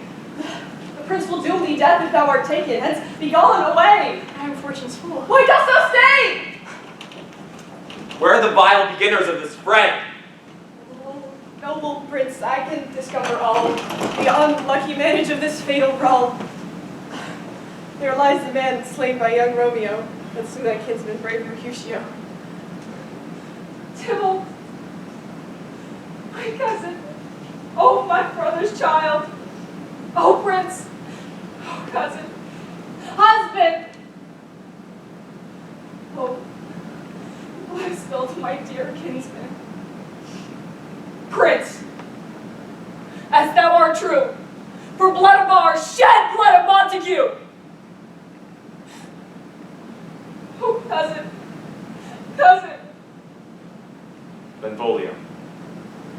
began this bloody fray? Tybalt, here slain whom Romeo's hand did slay. Romeo that spoke him fair, bid him to think how nice the quarrel was, and urged with all your high displeasure. All this uttered with gentle breath, calm look, knees humbly bowed, could not take truth with the unruly spleen of Tybalt, deaf to peace, but that he tilts with piercing steel at bold Mercutio's breast, who while his hot turns deadly point to point. Romeo, he cries aloud, hold, friends, friends, part, and swifter than his tongue, his agile heart beats down their fatal points, and twixt them rushes underneath whose arm an envious thrust from Tybalt made the life of stout Mercutio.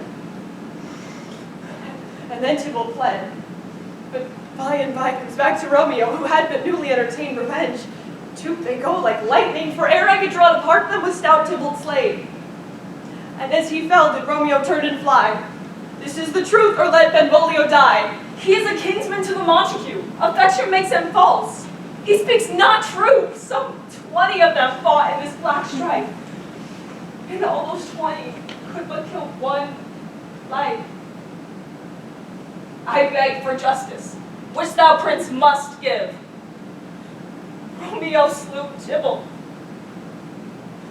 Romeo must not live. Romeo slew him, he slew Mercutio, who now the price of his dear blood doth owe. Not Romeo, Prince. He was Mercutio's friend. His fall concludes, what the law should end, the life of Tybalt. And for that offense immediately we do exile him hence. I have an interest in your heart's proceedings. My blood for your rude brawl now lies a-bleeding. But our mercy is so strong a fine that you shall all repent the loss of mine. I will be deaf to pleading and excuses, nor tears, nor prayers shall offer out abuses, therefore use none. Let Romeo hence in haste, else when he is found, that hour is his last. Bear hence this body, and attend our will. Mercy but murders, pardoning those that kill.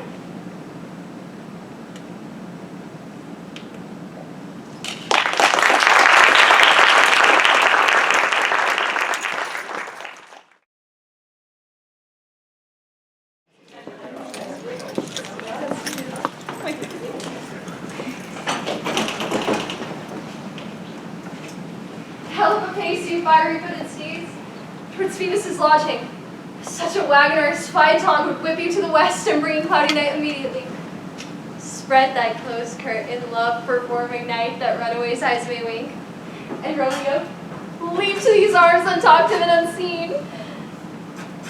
Lovers can see to do their amorous rights by their own beauties. Or, if love be blinded, best agrees with night. Come, Sibyl Knight, thou sober-suited matron all in black, and learn me how to lose a winning match played for a pair of stainless maidenhoods. Hood my unmanned blood bathing in my cheeks with thy black mantle till strange love grow bold. Think true love act in simple modesty. Come, night, come, Romeo. Come thou day and night, for thou wilt lie upon the wings of night, whiter than new snow upon a raven's back. Come, gentle night, come, loving black-browed night. Give me my Romeo. And when I shall die, take him and cut him out in little stars, and he will make the face of heaven so fine that all the world will be in love with night. Pay no worship to the garish sun. Oh, I have bought the mansion of a love, but not possessed it. And though I am sold, not yet enjoyed. So tedious is this day, as is it the night before some festival, to name patient child that hath new robes and may not wear them.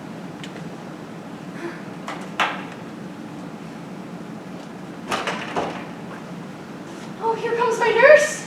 And she brings news, and every tongue that speaks but Romeo's name speaks heavenly eloquence. Now, nurse, what news? What hast thou there, the cords that Romeo did thee fetch? Aye, the courts. I need, what news? Why dost thou wring thy hands? Oh, were a day. He's dead. Dead. Dead. Oh, we are undone, lady. We are undone. Oh, alack the day. He's gone. He's killed. He's dead. Can heaven be so envious? Romeo can, though heaven cannot. Oh, Romeo, Romeo. Whoever would have thought it? Romeo? What devil art thou that dost torment me thus? This torture should be roared in dismal hell. Hath Romeo slain himself? Say thou, but I, in that bare foul eye, shall poison more than the death-guarding eye of Comatrix. I am not I, if there be such an eye, or those eyes shut, that makes the answer I. If he be slain, say I, or if not, no. Brief sense determine my will or woe. I saw the wound. I'd sawn it with my own eyes, God save the mark. Here, on his manly breast, a piteous corpse, a bloody, piteous corpse. Oh, pale, pale as ashes. Oh, covered in, bedaubed in blood and gore, blood. I swooned at the sight. Oh, break, my heart, poor bankrupt, break at once. To prison, eyes ne'er look on liberty. While earth to earth resign, end motion here, and that when Romeo pressed one heavy bear. Oh, Tybalt, Tybalt, the best friend I had. Oh, courteous Tybalt, the honest gentleman, that ever I should live to see thee dead? What storm is this that blows so contrary? Is Romeo slaughtered and is Tybalt dead? And dreadful trumpets sound the general doom, for who is living if those two are gone? Tybalt is gone, and Romeo banished. Romeo that killed him, he is banished. Oh, God.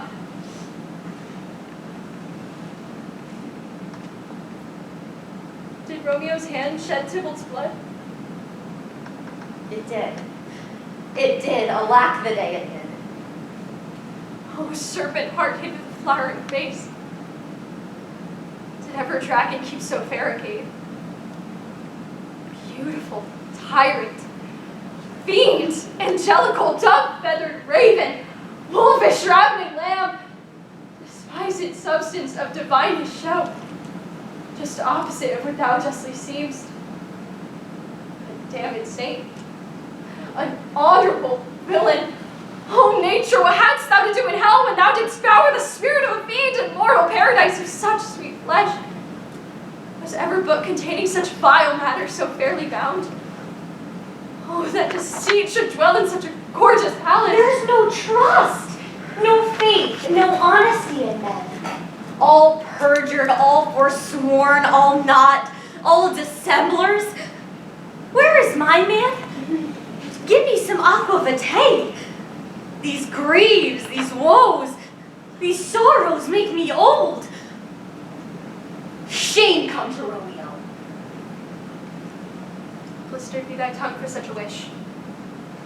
He was not born to shame. Upon his brow shame is ashamed to sit. Much as a throne where honor may be crowned sole monarch of the universal earth. Oh, what beast was I to chide? Will you speak well of him that killed your cousin? Shall I speak ill of him that is my husband? Oh, poor my lord, what tongue shall smooth thy name when I thy 3 hours wife have mangled it? But wherefore, villain, didst thou kill my cousin? That villain cousin would have killed my husband. Back. Foolish tears, to your native spring. Your tributary drops belong to woe, but you mistaking offer up to joy. Husband lives that Tybalt would have slain. Tybalt's dead that would have slain my husband. All this is comfort, wherefore weep I then? Some word there was worser than Tybalt's death that murdered me. I would forget it, fain, but oh, it presses to my memory like damned guilty deeds to sinners' minds. Tybalt's dead. Romeo banished.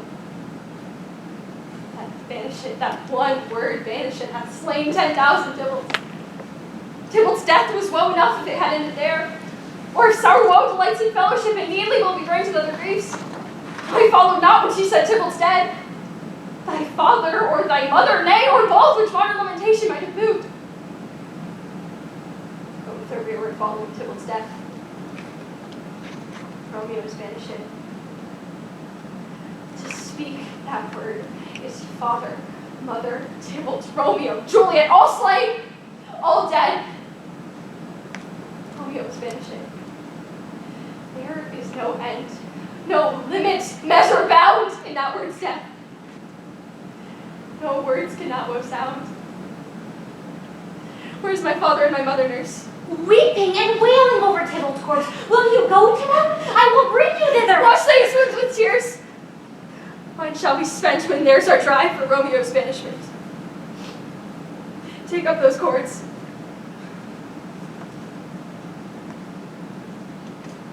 For ropes you are beguiled. Both you and I, for Romeo is exiled. He made you for a highway my bed, but I made it widowed. Come, words. Come, nurse. I'll to my wedding bed. And death not Romeo, take my maiden bed! Behind your chamber. I'll find Romeo to comfort you. I want well where he is. Hark you.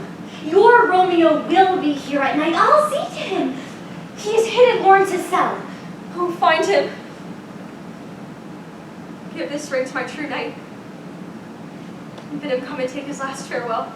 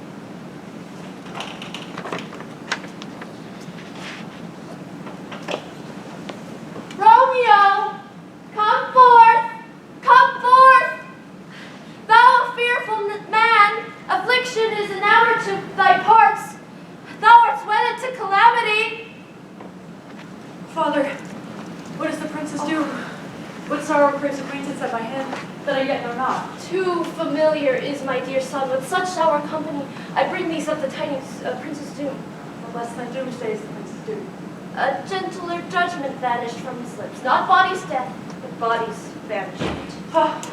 Banishment, be merciful, say death. For exile hath more terror in his look, much more than death. Do not say banishment.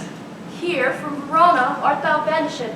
Be patient, for the world is as broad and wide. There is no world without Verona walls, but purgatory, torture, hell itself. Hence banished is banished from the world, and world exile is death. Then banishment is death mistermed. Calling death banishment, thou cuttest off my head with a golden axe and smilest on the stroke that murders me. Oh, a rude sin, our law which calls thy friend death, but the kind prince hath rushed aside the law and turned that black word death to banishment. This is dear mercy, and thou seest not. 'Tis torture, and not mercy. Heaven is here where Juliet lives, and every cat and dog and little mouse, every unworthy thing live here in heaven and may look on her, but Romeo may not. He is banished. More validity, more honorable state, more courtship lies in carrion flies than Romeo. They may seize on the white wonder of dear Juliet's hand and steal a mortal blessing from her lips, which even in pure and vestal modesty still blushes, thinking their own kiss is sin. But Romeo may not. He is banished. And sayest thou yet that exile is not death? Hadst thou no poison mixed, no sharp ground knife, no sudden mean of death, though ne'er so mean, but banish it to kill me? Banish it! O friar, the damned use that word in hell, howling attends it. How hast thou the heart, being a divine, a ghostly confessor, a sin absolver, and my friend professed to mangle me with that word, banish it? Although a madman, hear me a little speak. Oh, thou wilt speak again of banishment. I'll keep off that word, adversity, sweet mouth, philosophy. Hang up philosophy, unless philosophy can make a Juliet. Displant a town, reverse a prince's doom. It helps not, it prevails not. Talk no more. Oh, then I see madmen have no ears. How should they, when that wise men have no eyes? Let me dispute of thy estate. Thou canst not speak of what thou dost not feel. Wert thou as young as I, Juliet thy love, an hour but married, Tybalt murdered, doting like me, and like me banished, then mightst thou speak, then mightst thou tear thy hair, and fall upon the ground as I do now, taking the measure of unmade grave. Hark, one knocks. Romeo, hide thyself. Not I, unless the breath of heartsick groans mislike enfold me from the search of eyes. Oh, thou wilt be taken. Arise, stand up. run to my study by and by, God's will. What simpleness is this? I come.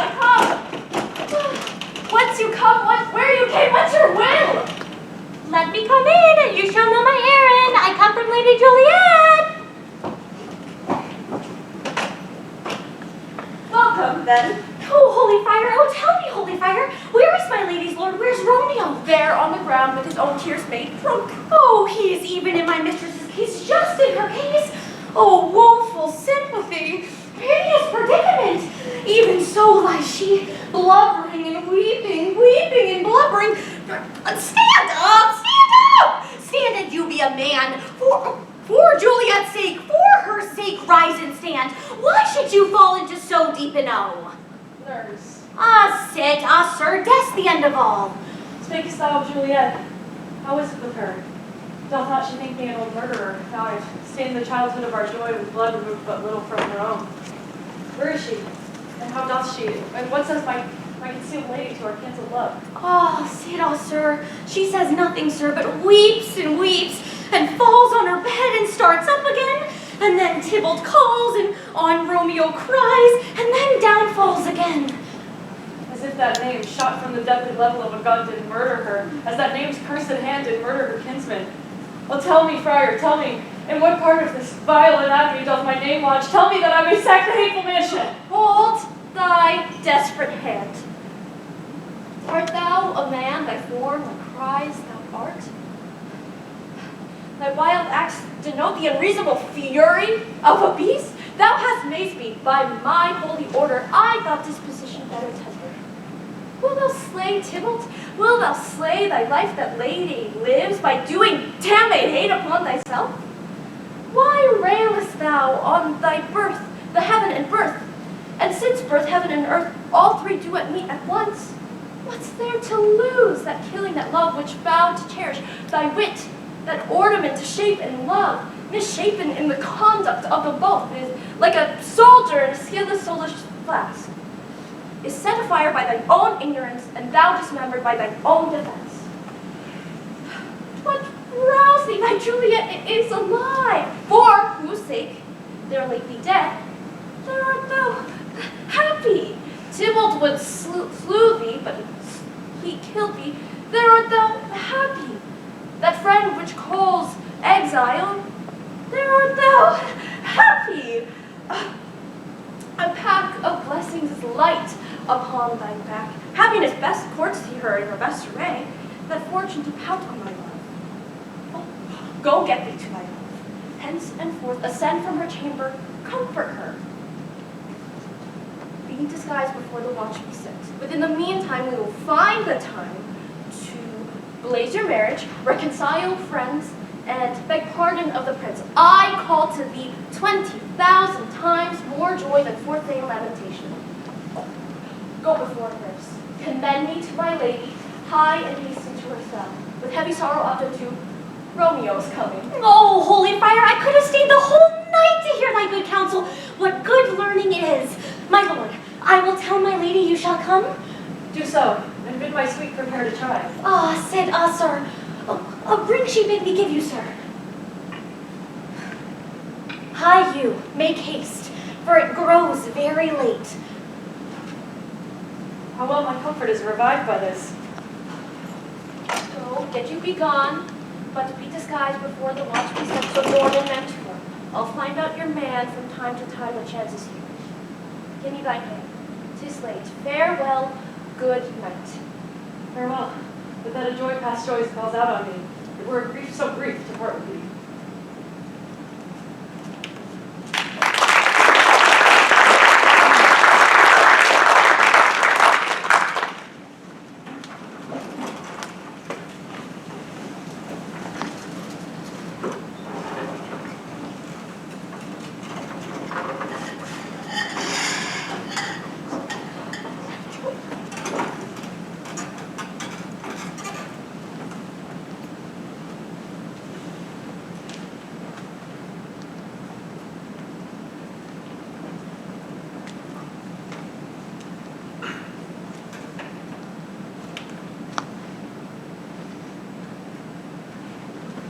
Things have fallen out, sir, so unluckily that we've had no time to have our daughter moved. Look, she loved her cousin Tybalt dearly. Cousin died. Well, we were born to die. 'Tis very late. She'll not come down tonight. I promise you, but for your company, I would have been abed an hour ago. Times of woe afford no time to move. Madam, good night.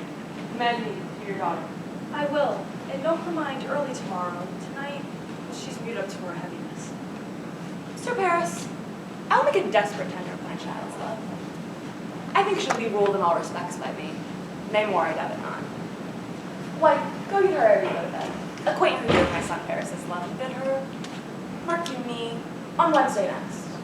Good soft, what day is this? Monday, my lord. Monday? Well, Wednesday is too soon. On Thursday let it be. On Thursday tell her she shall be married to this noble girl. Will you be ready? Do you like this ace? We'll keep no great ado, we'll leave a friend or two, for hard Tybalt being slain so late it may be thought we held him carelessly, being our kinsman if we revel much. Therefore we'll have some half a dozen guests and there an end. But what say you to Thursday? My lord, I would that Thursday were tomorrow. Good, well, get you gone. Wife, go down to Juliet ere you go to bed. Prepare her against this wedding day. Farewell, my lord. Before me, it is so very late that we may call it early by and by. Good night.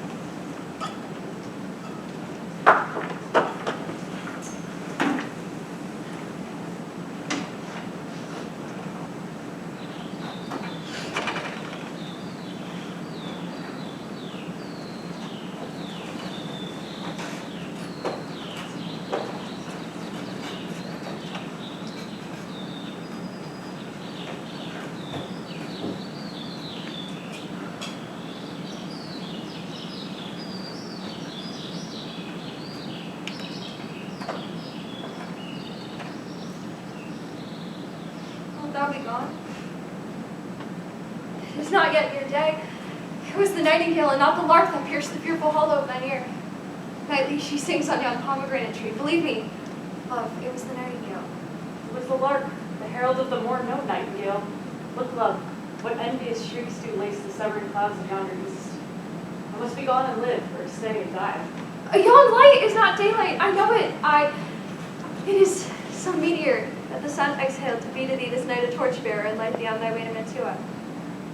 Therefore stay it. Thou needst not to be gone. Let me be ta'en. Let me be put to death. I am content, so thou wilt have it so. I'll say yon gray is not the morning's eye, 'tis not the lark whose notes do beat. I have more care to stay than will to go. Come, love, let's talk. It is not day. It is. It is. My hands were gone away. It is the lark that sings so out of tune, straining harsh discords and unpleasant charms. Some say the lark makes sweet division, this doth not so, for she divideth us. Some say the lark and lo, the toad changed eyes. Oh, now I would they had changed voices too. Since arm from arm that voice doth us affray, hunting thee hence would hunt up to the day. Oh, now be gone, more light and light it grows. More light and light, more dark and dark our woes. Your lady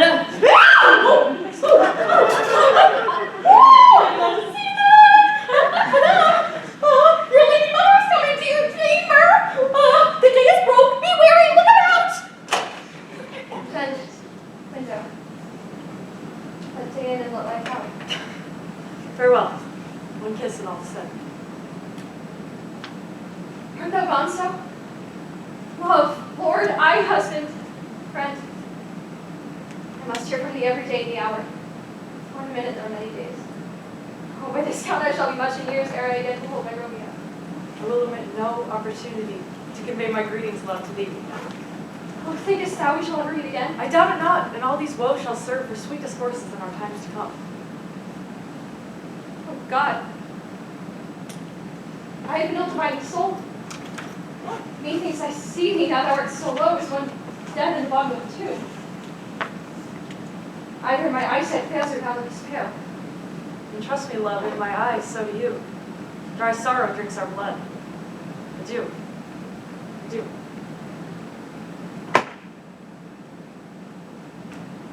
Oh, fortune, fortune. All men call thee fickle. If thou art fickle, fortune, what hadst thou to do with him that is renowned for fate? Be fickle, fortune. For then I hope thou wilt not keep him long. Send him back. Oh, daughter, are you up? Who is that calls? It is my lady mother. Is she not down so late or up so early? What unaccustomed cause procures her hither? Why, how now, Juliet? Madam, I'm not well. Evermore weeping for your cousin's death? What, wilt thou wash him from his grave with tears? And if thou couldst not make him live. Therefore, have done. Some grief shows much of love, but much of grief shows still some want of wit. Yet let me weep for such a feeling loss. So shall you feel the loss, but not the friend which you weep for? Feeling so the loss, I cannot choose but ever weep for friend. Well, girl, thou weeps not so much for his death, as that the villain lives which slaughtered him. What villain, madam? That same villain, Romeo. Villain, and he may be miles asunder. God pardon him, I do with all my heart. Yet no man like he doth grieve my heart.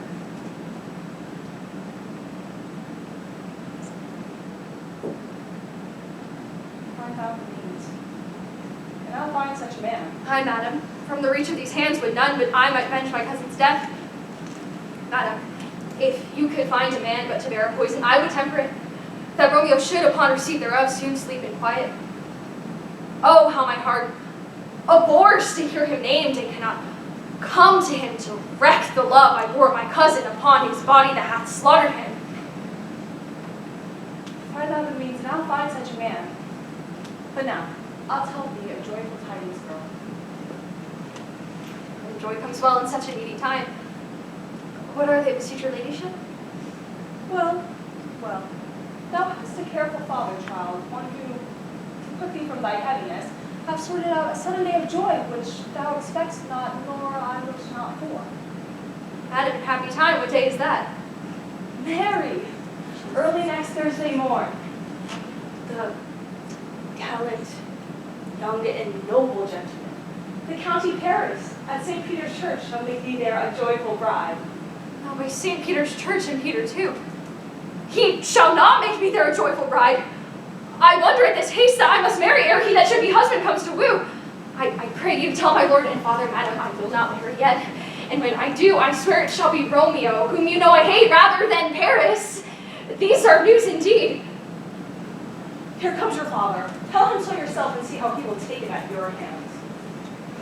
When the sun sets, the earth doth drizzle dew. But for the sunset of my brother's son, it rains downright. How now, Alejandro, girl? What, still in tears? Nevermore showering? How now, my dear boy? Have you delivered to our decree? Aye, sir, but she will none. She gives you thanks. I would the fool were married to her grave. Soft, take me with you. Take me with you, wife. How will she not? Does she not give us thanks? Is she not proud? Doth she not count her blessed, unworthy as she is, that we have brought so worthy a gentleman to be her bride? Not proud you have, but thankful that you have. Proud can I never be of what I hate, but thankful, even for hate that is meant love. How? Child of logic, what is this? Proud, and I thank you, and I thank you not, and yet not proud? Mistress meaning you, thank me no thankings, nor proud me no prouds, but failure find joints against Thursday next to go with Paris to St. Peter's Church, or I will drag thee on a hurdle thither. Out you green sickness carrion, out you baggage, towel face. What? Are you mad? Good father, I beseech you on my knees. Hear me with patience, but to speak a word. Hang thee on baggage, disobedient wretch. I tell thee what, get thee to church on Thursday, or never after look me in the face. Speak not, reply not, do not answer me. My fingers itch. Why, we scarce thought us blessed that God had lent us but this only child. But now I see that this one is one too much and that we have a curse in having her. Out of her, Hilde. God in heaven bless her! You are to blame, my lord, to rape her so! And why, my lady wisdom? Hold your tongue, smatter with your gossips go. I speak no treason. God, you goody end. May not one speak? Peace, you mumbling fool. I hear gravity over gossips bowl, for here we need it not. You are too hot. God's Reddit makes me mad. Day, night, hour, tide, time, alone, in company, and still my care hath been to have her match. And having now, provided a gentleman of noble parentage, and then to have a wretched pulling fool, a whining man in her fortune's tender, to answer, I cannot wed, I will not love, I am too young, I pray you pardon me. And will not wed, I'll pardon you. Graze where you want, you shall not house with me. Look to it. Think on, I do not use to jest. Thursday is near.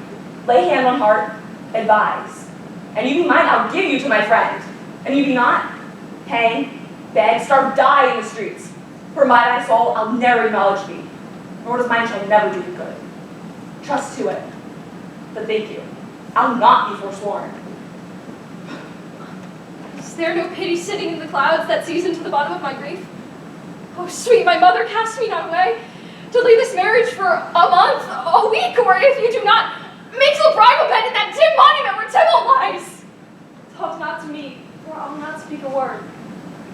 Do as thou wilt, for I have done with thee. Oh God. Oh, nurse, how shall this be prevented? My husband is on earth, my faith in heaven. How shall that faith return again to earth unless that husband send to me from heaven by leaving earth? Comfort me, counsel me. Alack, alack, that never should practice stratagems upon so soft a subject as myself. What sayest thou? Hast thou not a word of joy? Some comfort, nurse. Fame, here it is. Romeo is banished, and all the world to nothing, that he dares ne'er come back to challenge you, or if he do, it needs must be by stealth. Then, seeing as the case stands as it now doth, oh God, just think, I think it best you marry the county. Oh, he's a lovely gentleman. Romeo's a dish clout to him. No, an eagle, madame, an eagle not so fair in eye, so quick, so far in eye as Paris hath. Be sure, my heart, I think you'll be happy in the second match, for it excels your first, or, if it does not, your first is dead, or 'twere as good as he were living here and you no use of him. Speakest thou from the heart? And from my soul, too, else beshrew them both. Amen. What? Well, thou hast comforted me marvelous much. Go in and tell my lady I am gone, having displeased my father. To Lawrence's cell, to make confession and to be absolved. Mary, I will. And this is wisely done. Ancient damnation. Oh, most wicked fiend, is it more sin to wish me thus forsworn? Or to dispraise my lord with that same tongue which she hath praised him with above compare so many thousand times? Go, counselor. Thou in my bosom henceforth shall be twain. I'll to the friar to know his remedy. If all else fail, myself have the power to die.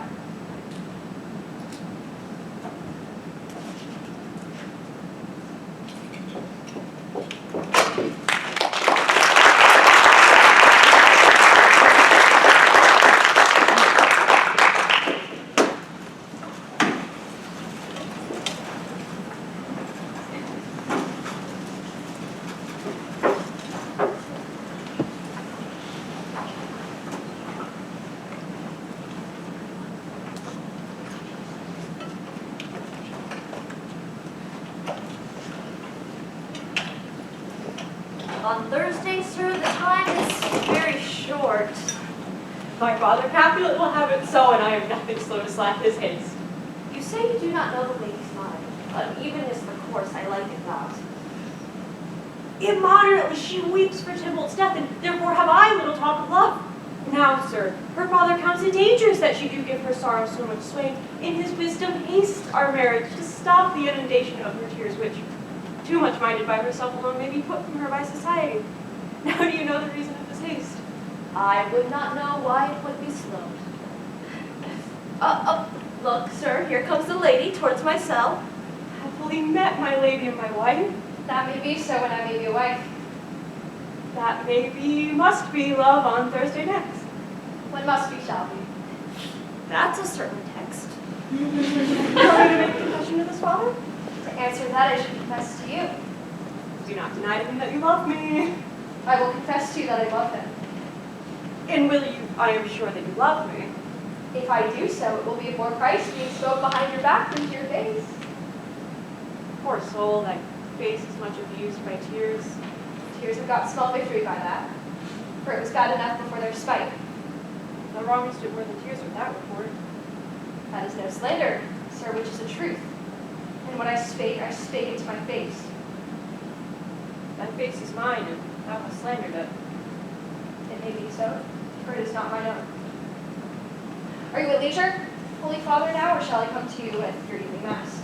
My leisure serves me, pensive daughter. Now, my lord, we must entreat the time. Alone.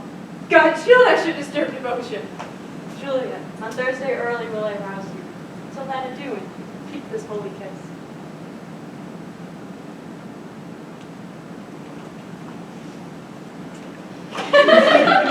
Oh, shut the door. And when thou hast done so, come weep with me.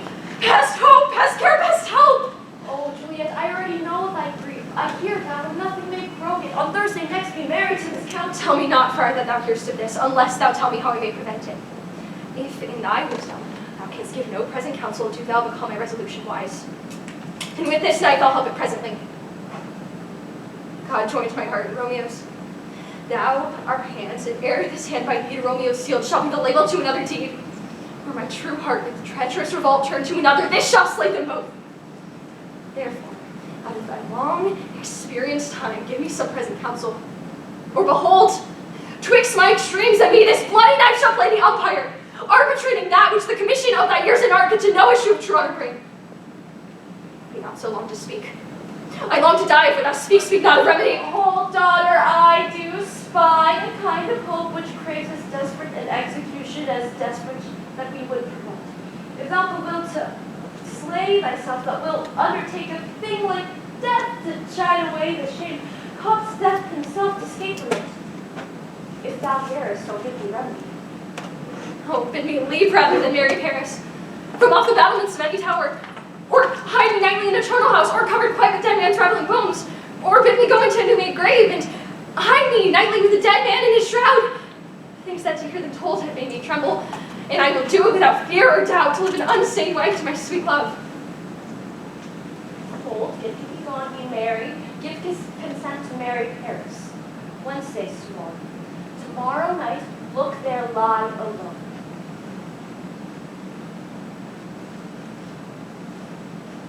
Take this bottle.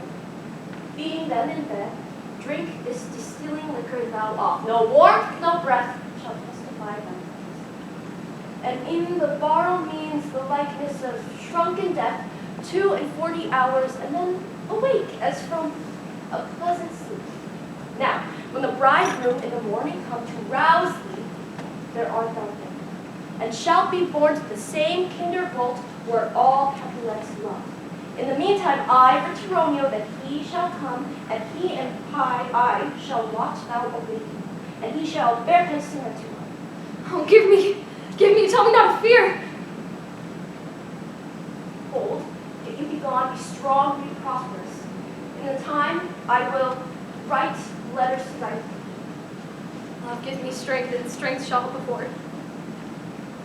Farewell, dear father.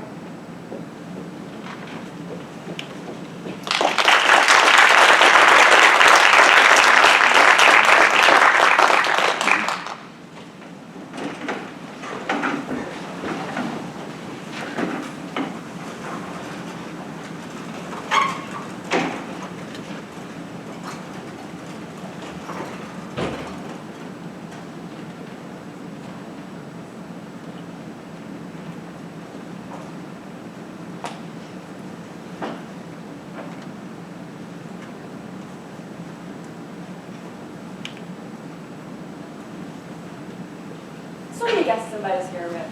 Sierra, go hire me 29 cooks. 'Tis ill, sir. For I'll try if they can lick their fingers. How can such draw them so? Marry, sir, 'tis an ill cook that cannot lick his fingers. Therefore, he who cannot lick his fingers goes not with me. Go, be gone. We shall be much unfurnished this time. What, has my daughter gone to Friar Lawrence? Aye, forsooth. Well, he may chance to do some good on her. Peevish, self-willed harlotry it is. I see where she comes from, Shrift with merry luck. Oh, now my head's strong. Where have you been gaining? Where I have learned me to repent the sin of disobedient opposition to you and your behests, and enjoyed by holy lords to fall prostrate here to beg your pardon. Pardon it, I beseech you. Henceforth I am ever ruled by you. Send for the county. Tell him of this. I'll have this knot knit up tomorrow morning. My nephew, the Lord of Lawrence himself, and gave him what becoming love I might not set by more the bounds of modesty. Why, I'm glad on it. This is well, stand up. This is as it should be. Let me see the county. I Mary go, I say, and fetch my there. Now, for God, this reverend holy friar, all our whole city is much taken. The nurse, will you go with me into my closet to fetch such beautiful ornaments as you think fit to furnish me tomorrow? No, not till Thursday. There is time enough. Go, nurse, go with her. We'll to church tomorrow. We shall be short in our provision. It is now your day. So shall stir about, and all things shall be well. I warn thee, wife, go thou to Juliet, help to deck up her. Let me alone, I'll not to bed tonight. I'll play housewife for this once. What ho? They're all forth. Well, I will walk myself to County Paris to prepare him against this wedding day. My heart is wondrous light, since the same wayward girl is so reclaimed.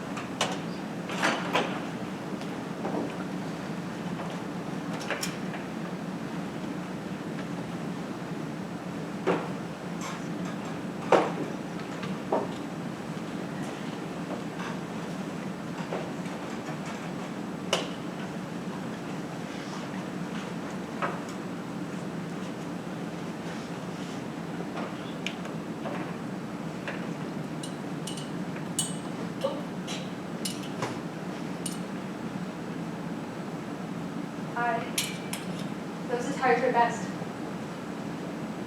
But, gentle nurse, I pray thee leave me to myself tonight. For I have need of many orisons to move the heavens to smile upon my state, which, well, thou knowest, is cross and full of sin. What? Are you busy, Hope? Need you my help? No, madam, we've called such necessities. So, please you, let me now be left alone, and let the nurse this night sit up with you. For I am sure you have your hands full all in this so said business. Good night. Get thee to bed and rest, for thou hast me.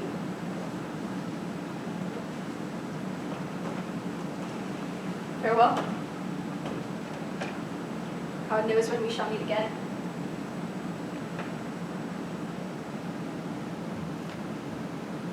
I have a faint cold fear thrills through my veins that almost freezes up the heat of life. I'll call them back again to comfort me. Nurse! What should she do here? A dismal scene, I needs must act alone. Come. God. What if this mixture do not work at all? Shall I be married then tomorrow morning? No. No. This shall forbid it. Lie down there.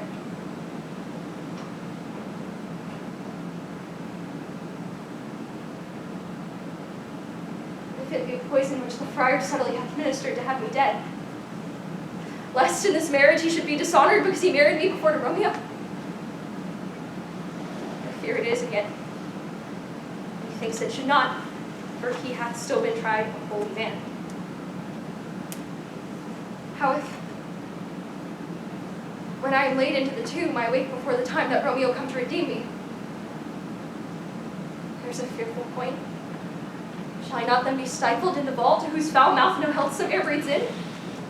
And there lie strangled ere my Romeo comes? Or if I live, is it not like the horrible conceit of death, and night, together with the terrible places in a vault? An ancient receptacle where for this many hundred years the bones of all my buried ancestors are packed?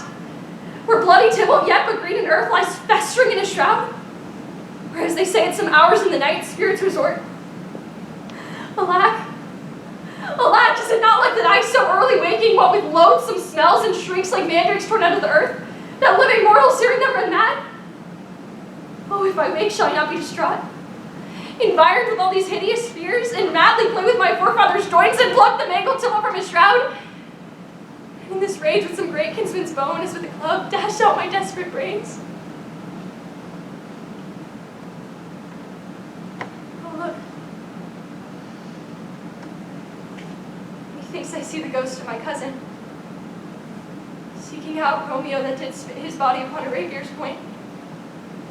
Stay! Tybalt, stay! Romeo. Romeo, Romeo. Here's drink. I drink to thee.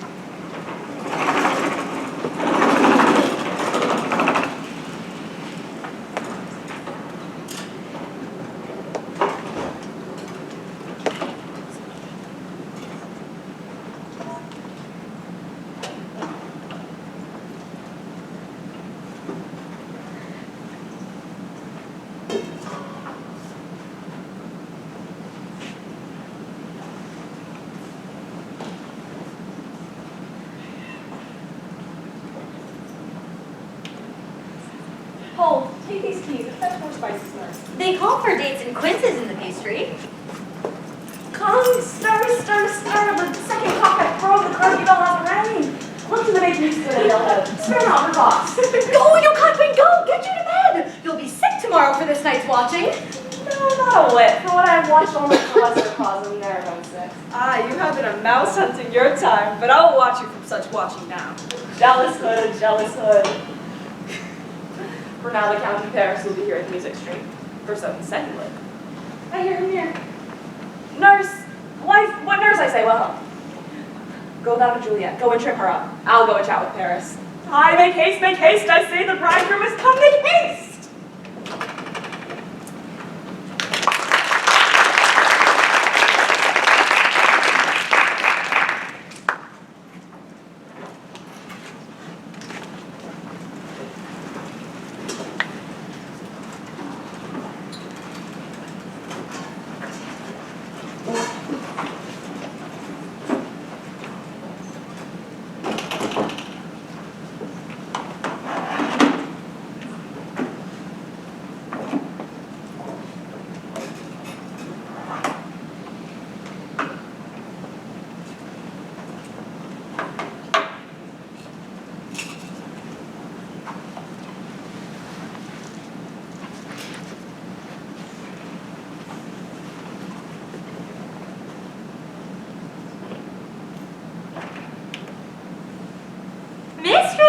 Mistress Juliet! Fast, I warn her she. Why, lamb, why, lady? Fie, you slug a bed. What love I say? Madame. Why, sweetheart. Why, bride. Huh. What? Not a word? You take your pennyworth now. Sleep for the next week, for the next night, I warrant. The county Paris has set up his rest, that you shall rest but little. Whew. God forgive me. Mary and amen. How sound is she asleep? Huh. I I need must wake her. Madame! Madame! Madame! Fine. Have the county Paris take you in your bed. That'll frighten you up a faith. Will it not be so? Huh. In your clothes and down? Again? I need must wake you. Lady! Lady! Lady! Help! Help! My lady is dead!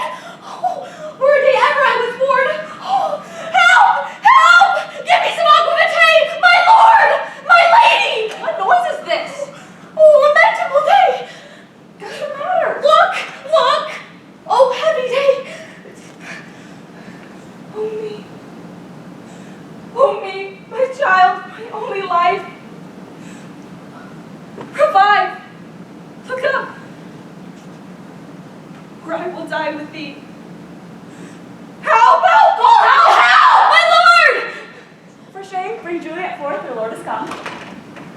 She's dead. She's deceased. She's dead. Alack the day. Alack the day. She's dead. She's dead. She's dead. Let me see her. But alack, she's cold. Blood is settled, her joints are stiff. Life of these lips have long been separated. Death lies upon her like an untimely frost on the sweetest flower in all the field.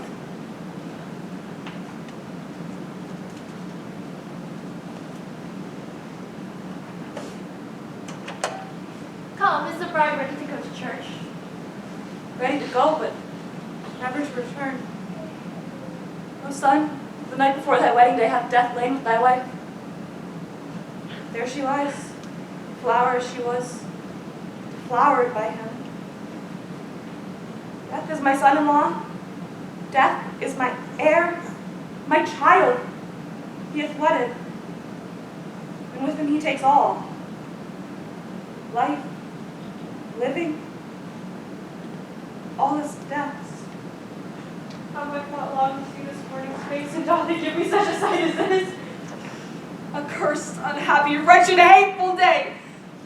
Most miserable hour that ever time saw, lasting labor of his pilgrimage. But one poor and loving child, and cruel death hath catched it from my sight. Oh, woe!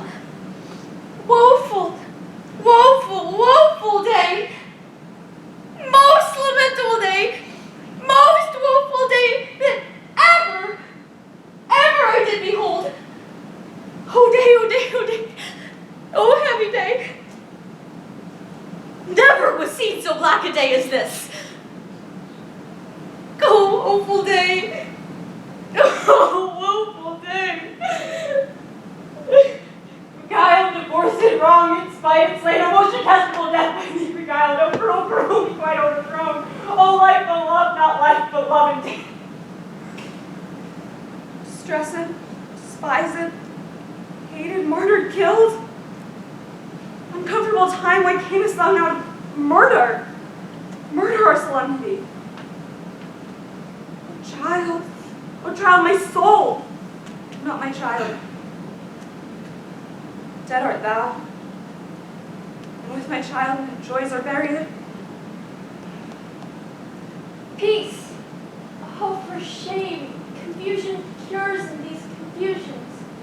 Heaven hath yourself in this fair maid, and heaven decided it is better for this fair maid. Your part could not keep her from death, but heaven had his part in eternal life. The most you sought out was her promotion, and weep you now, seeing she's above the clouds as high itself. Oh, you love your child so ill that you run mad. She is well. It is not best that she marries long, but it is best she marries young. Dry up your tears, and in her best array, bear her to church. The nature's tears are the reasons for lament, yet the nature's tears are not the reasons for merriment.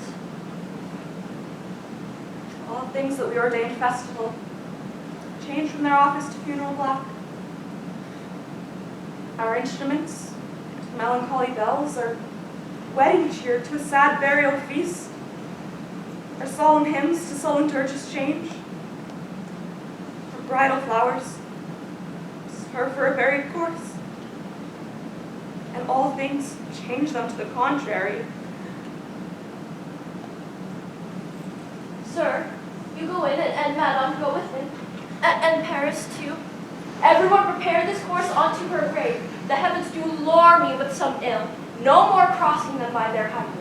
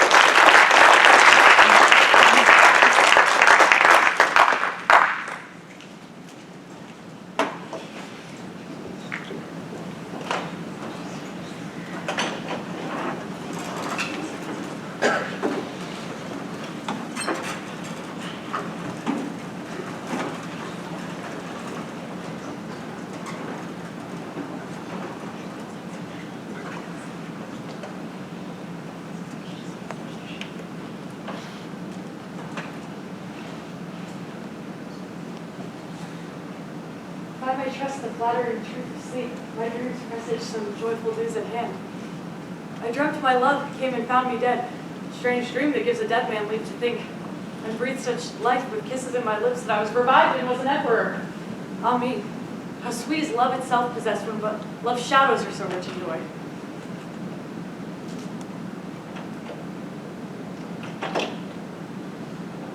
News from Verona. Hello, Benvolio.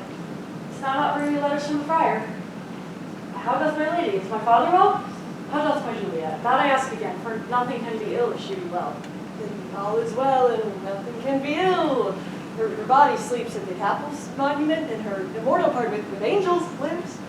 I saw her laid low in her kindred's vault, and presently took post to tell it you. Pardon me for bringing these ill news, since you did leave it from my office comes. Is it e'en so? Then I deny you, stars. Thou knowest my lodging. Get me ink and paper, and hire post horses. I will hence tonight. I do beseech you, sir, have patience. You look so pale and wild, and do report some misadventure. Tush, thou art deceived. Hast thou no letters to me from the friar? No, Romeo. No matter. Get thee gone, and hire those horses. I'll be with thee straight.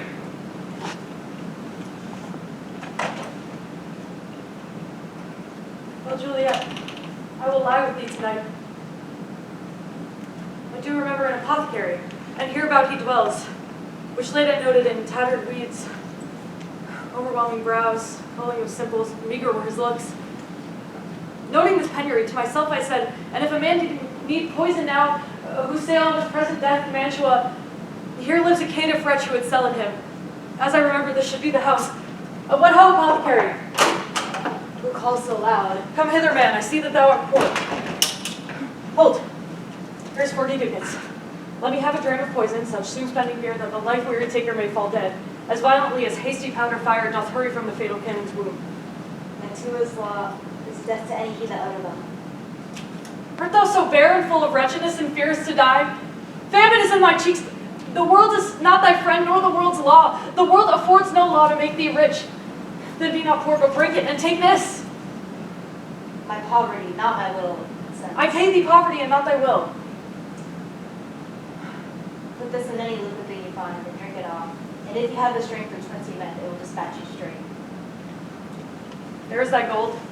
Worse poisons to men's souls, and doing more murder in this loathsome world than these poor compounds that thou mayest not sell. I sell thee poison, thou hast sold me none. Farewell, buy food, get thyself in flesh.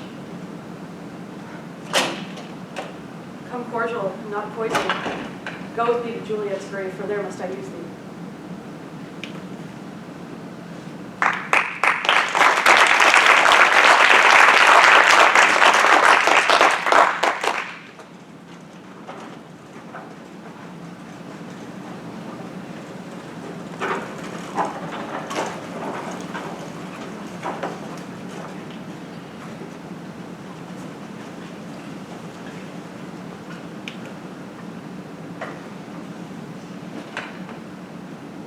Franciscan friar. Brother. Oh, this same should be the voice of Friar John. Welcome from Mantua. What says Romeo? Or, if his mind be writ, give me his letter. Going to find the barefoot brother out, one of our order, to associate me here in this city visiting the sick and finding him. Searchers of the town, suspecting that we were both in a house where the infectious pestilence did reign, sealed up the doors and would not last forth. So that my speed to Mantua there was stayed. Well, bear my letter then, to Romeo. I could not send it. Here it is again, nor get a messenger bringing these, so fearful were they of infection. Oh, unhappy fortune, by my brotherhood, this letter was not nice, but full of charge, and neglecting it made too much danger. Fire drawn, go straight, bring me an iron crown, bring it straight, onto my cell. Brother, I'll go and bring it thee. Now must I entreat to the monument alone. Within these 3 hours will fair Juliet wake. She will beshrew me, Romeo not knowing of these accidents. However, I will write again, being the time that Romeo shall come.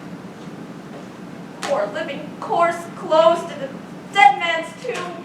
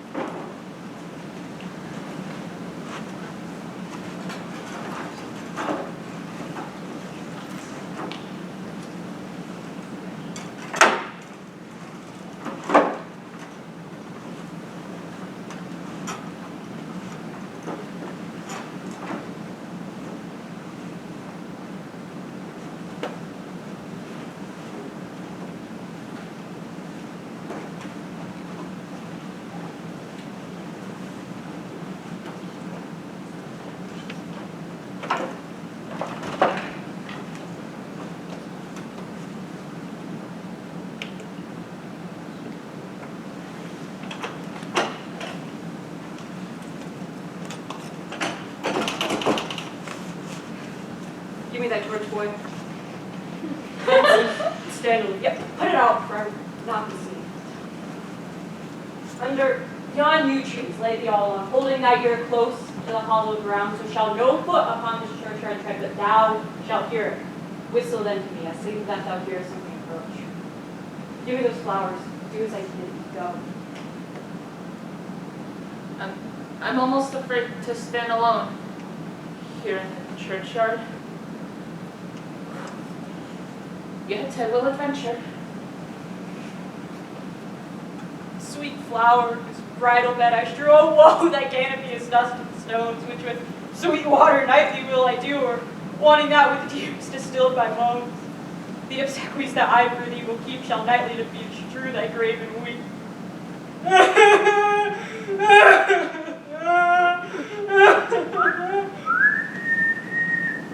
Boy, good warning, something doth approach. What cursed foot wanders this way tonight, to cross my obsequies and true love's right? What, with a torch?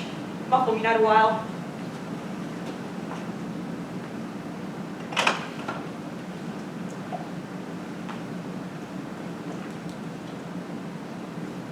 Hold, take this letter. Early in the morning, see thou deliver it to my lord and father. Give me the light. On thy life I charge thee, whate'er thou hearest or seest, stand all aloof and do not interrupt me in my course.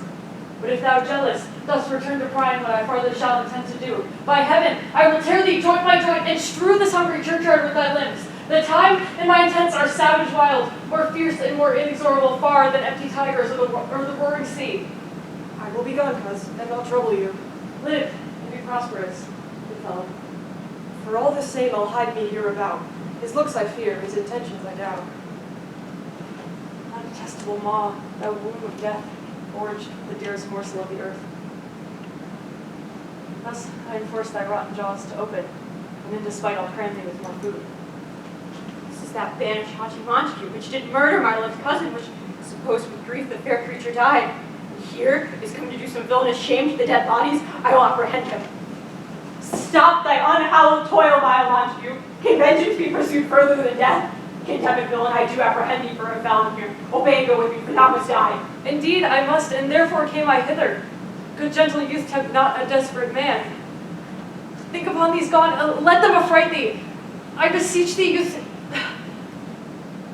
Do not put another sin upon my head by urging me to fury. I do defy thy combination apprehend thee for a felon here. Wilt thou provoke me? Then have at thee, boy. Oh Lord, they fight. I will go call the watch. Oh, I am sick.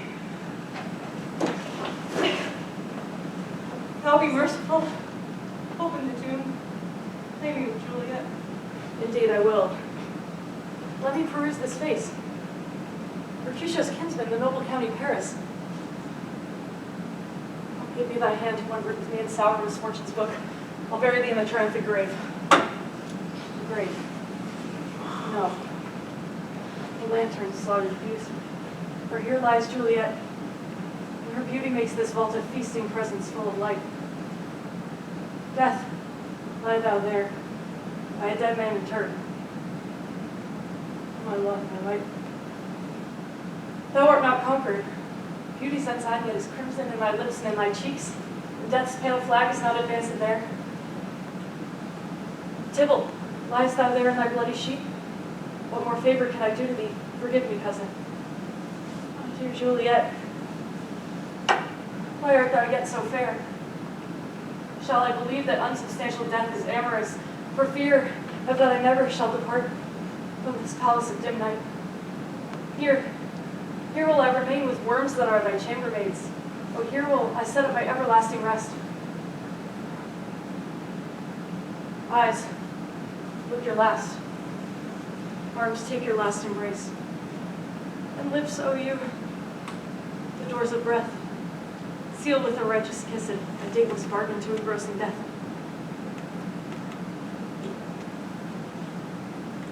Come, bitter convict. Come, unsavory guide. Here's to my love. True apothecary, thy drugs are quick. Thus with a kiss, I die.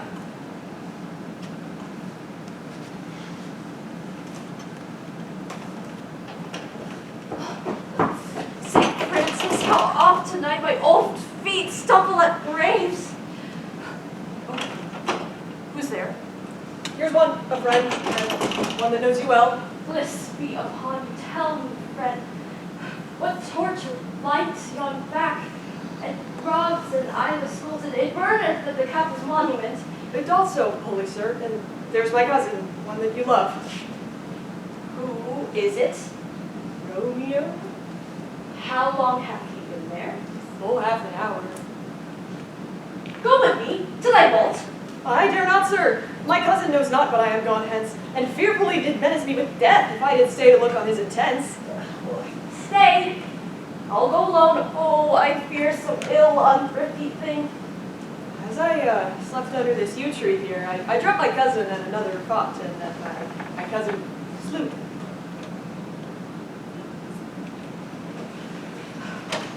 Romeo! Alack! Alack! What blood stains the stony entrance of this sepulchre? What masterless and gory swords to lie discolored of the place of peace? Romeo? Oh, pale! And Paris, too, and steeped in blood. What unkind hours this lamentable chance! Oh, oh, the lady stirs. Oh, comfortable friar, where is my lord? I do remember well where I should be, and there I am. Where's my Romeo? I hear some noise. Lady, come from that nest of death, cognitation, and unnatural sleep. A greater power hath warred our intents. Thy husband in thy bosom there lies dead. And Paris too. Come, I'll dispose among a sisterhood of holy nuns. Stay not to question, for the watch be sent. Oh, Juliet, I dare no longer stay. Go get thee hence, for I will not away.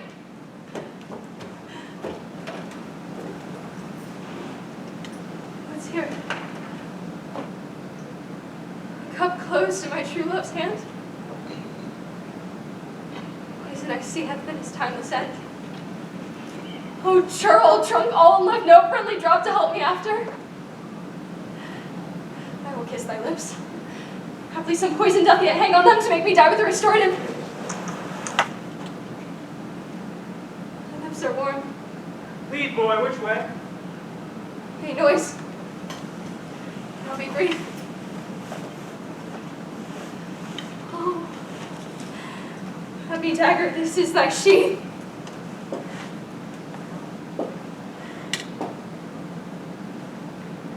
There rest. Let me die.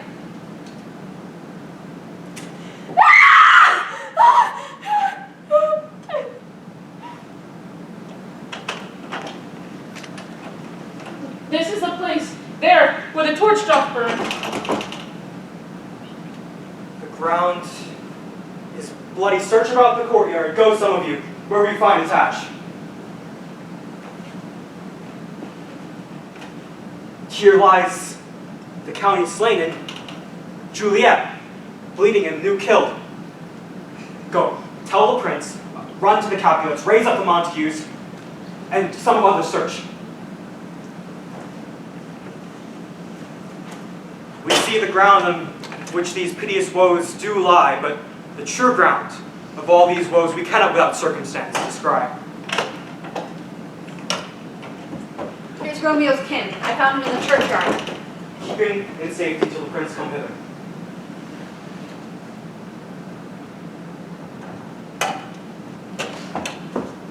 This is the friar that trembles, sighs, and weeps, as he made his way around the churchyard side. A great suspicion. Stay the friar too. What misadventure is so early up that calls our person from our morning rest? What should it be that is so shrieked abroad? Oh, the people in the street cry Romeo, some Juliet, and some Paris, and all run with open outcry toward our monument. What fear is this which startles in our ears? Sovereign, here lies the county Paris slain, and Romeo and Juliet dead before, warm and new killed. Search, seek, and know how this foul murder comes. Here is a friar and slaughtered Romeo's man with tools fit to open these dead men's tombs. Oh heavens! Oh wife! Look how our daughter bleeds! This dagger for Lois back is empty on the house of Montague and missheathed in my daughter's bosom. Oh me! This sight of death is as a bell that warns my old age to a sepulchre. Come, Montague, for thou art early up to see thy son and heir now early down. Alas, my liege, my wife is dead tonight. Grief for my son's exile has stopped her breath. What further woe conspires against mine age? Look, thou shalt see. Oh, thou untaught! What manners is in this, to press before thy father to a grave? Seal up the mouth of outrage for a while till we can clear these ambiguities and know their spring, their head, their true descent. Then will I be general of your woes, and lead you even to death. Meantime forbear, and let mischance be slave to patience. Bring forth the parties of suspicion. I myself, greatest to do the least, yet most suspected of this direful murder, myself to impeach and purge, myself condemned and myself excused. Then say at once what thou dost know in this. I will be brief, for my short breath is not so long as is the tedious tale. Romeo, there dead, was husband to thy Juliet, and she, there dead, Romeo's faithful wife. I married them, and in their stolen marriage day was Tybalt's doomsday, whose untimely death banished the new-made bridegroom from the city. You, to remove her siege of grief, betrothed and perforced her to marry County Paris. Then she comes to me and bids me some looks devised to rid her from this second marriage, or there in my cell, she had killed herself. Then I, so tutored by my art, gave her a sleeping potion which took effect as I intended it wrought on her the means of death. In the meantime, I writ Romeo that he should come hither this dire night to help her from her borrowed grave, being the time that the potion's force should cease. But he who bore my letter, Friar John, was stayed by accident, and yesternight returned back the letter. Then I, all alone, came to wake her from her kindred vault, conveniently timed till Romeo come.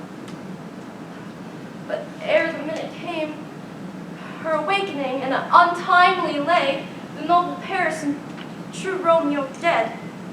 She wakes, I entreated her come forth,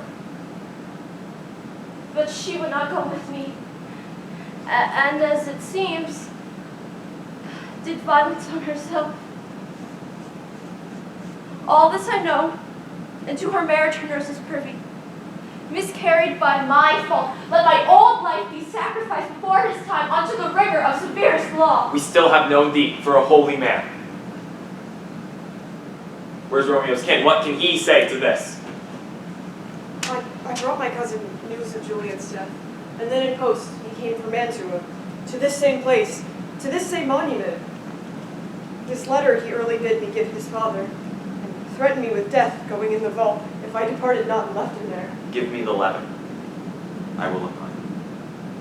Where is the county's page that raised the watch? Sirrah, what made your master in this place? He came by to strew flowers upon his lady's grave, and bid me to stand aloof, and so I did. Anon comes one with light to ope the tomb, and by my master drew on him.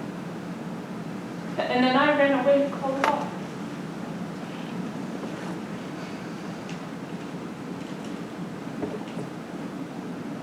This letter doth make good the friar's words, the course of love, the tidings of her death. And here he writes, did buy a potion of a poor apothecary, and came to this vault therewithal to die, and lie with Juliet. Or be these enemies, Capulet, Montague, see what a scourge is laid upon your hate, that heaven finds means to kill your joys with love. And I, for winking at your discourse too, have lost a brace of kinsmen. All are punished. Oh, Brother Montague, give me thy hand. Since my daughter's joined her, for no more can I demand. But I can offer thee more, for a rare statue of pure gold, that while as Verona by that name is known, the shadow figure at such a rate be said than that of true and faithful Juliet. As rich shall Romeo's by his ladies lie, poor sacrifices of our enemy. A glooming peace this morning with it brings. The sun for sorrow will not show his head. Go hence, to have more talk of these sad things. Some will be pardoned, and some punished. For never was a story of more woe than this of Juliet and her Romeo.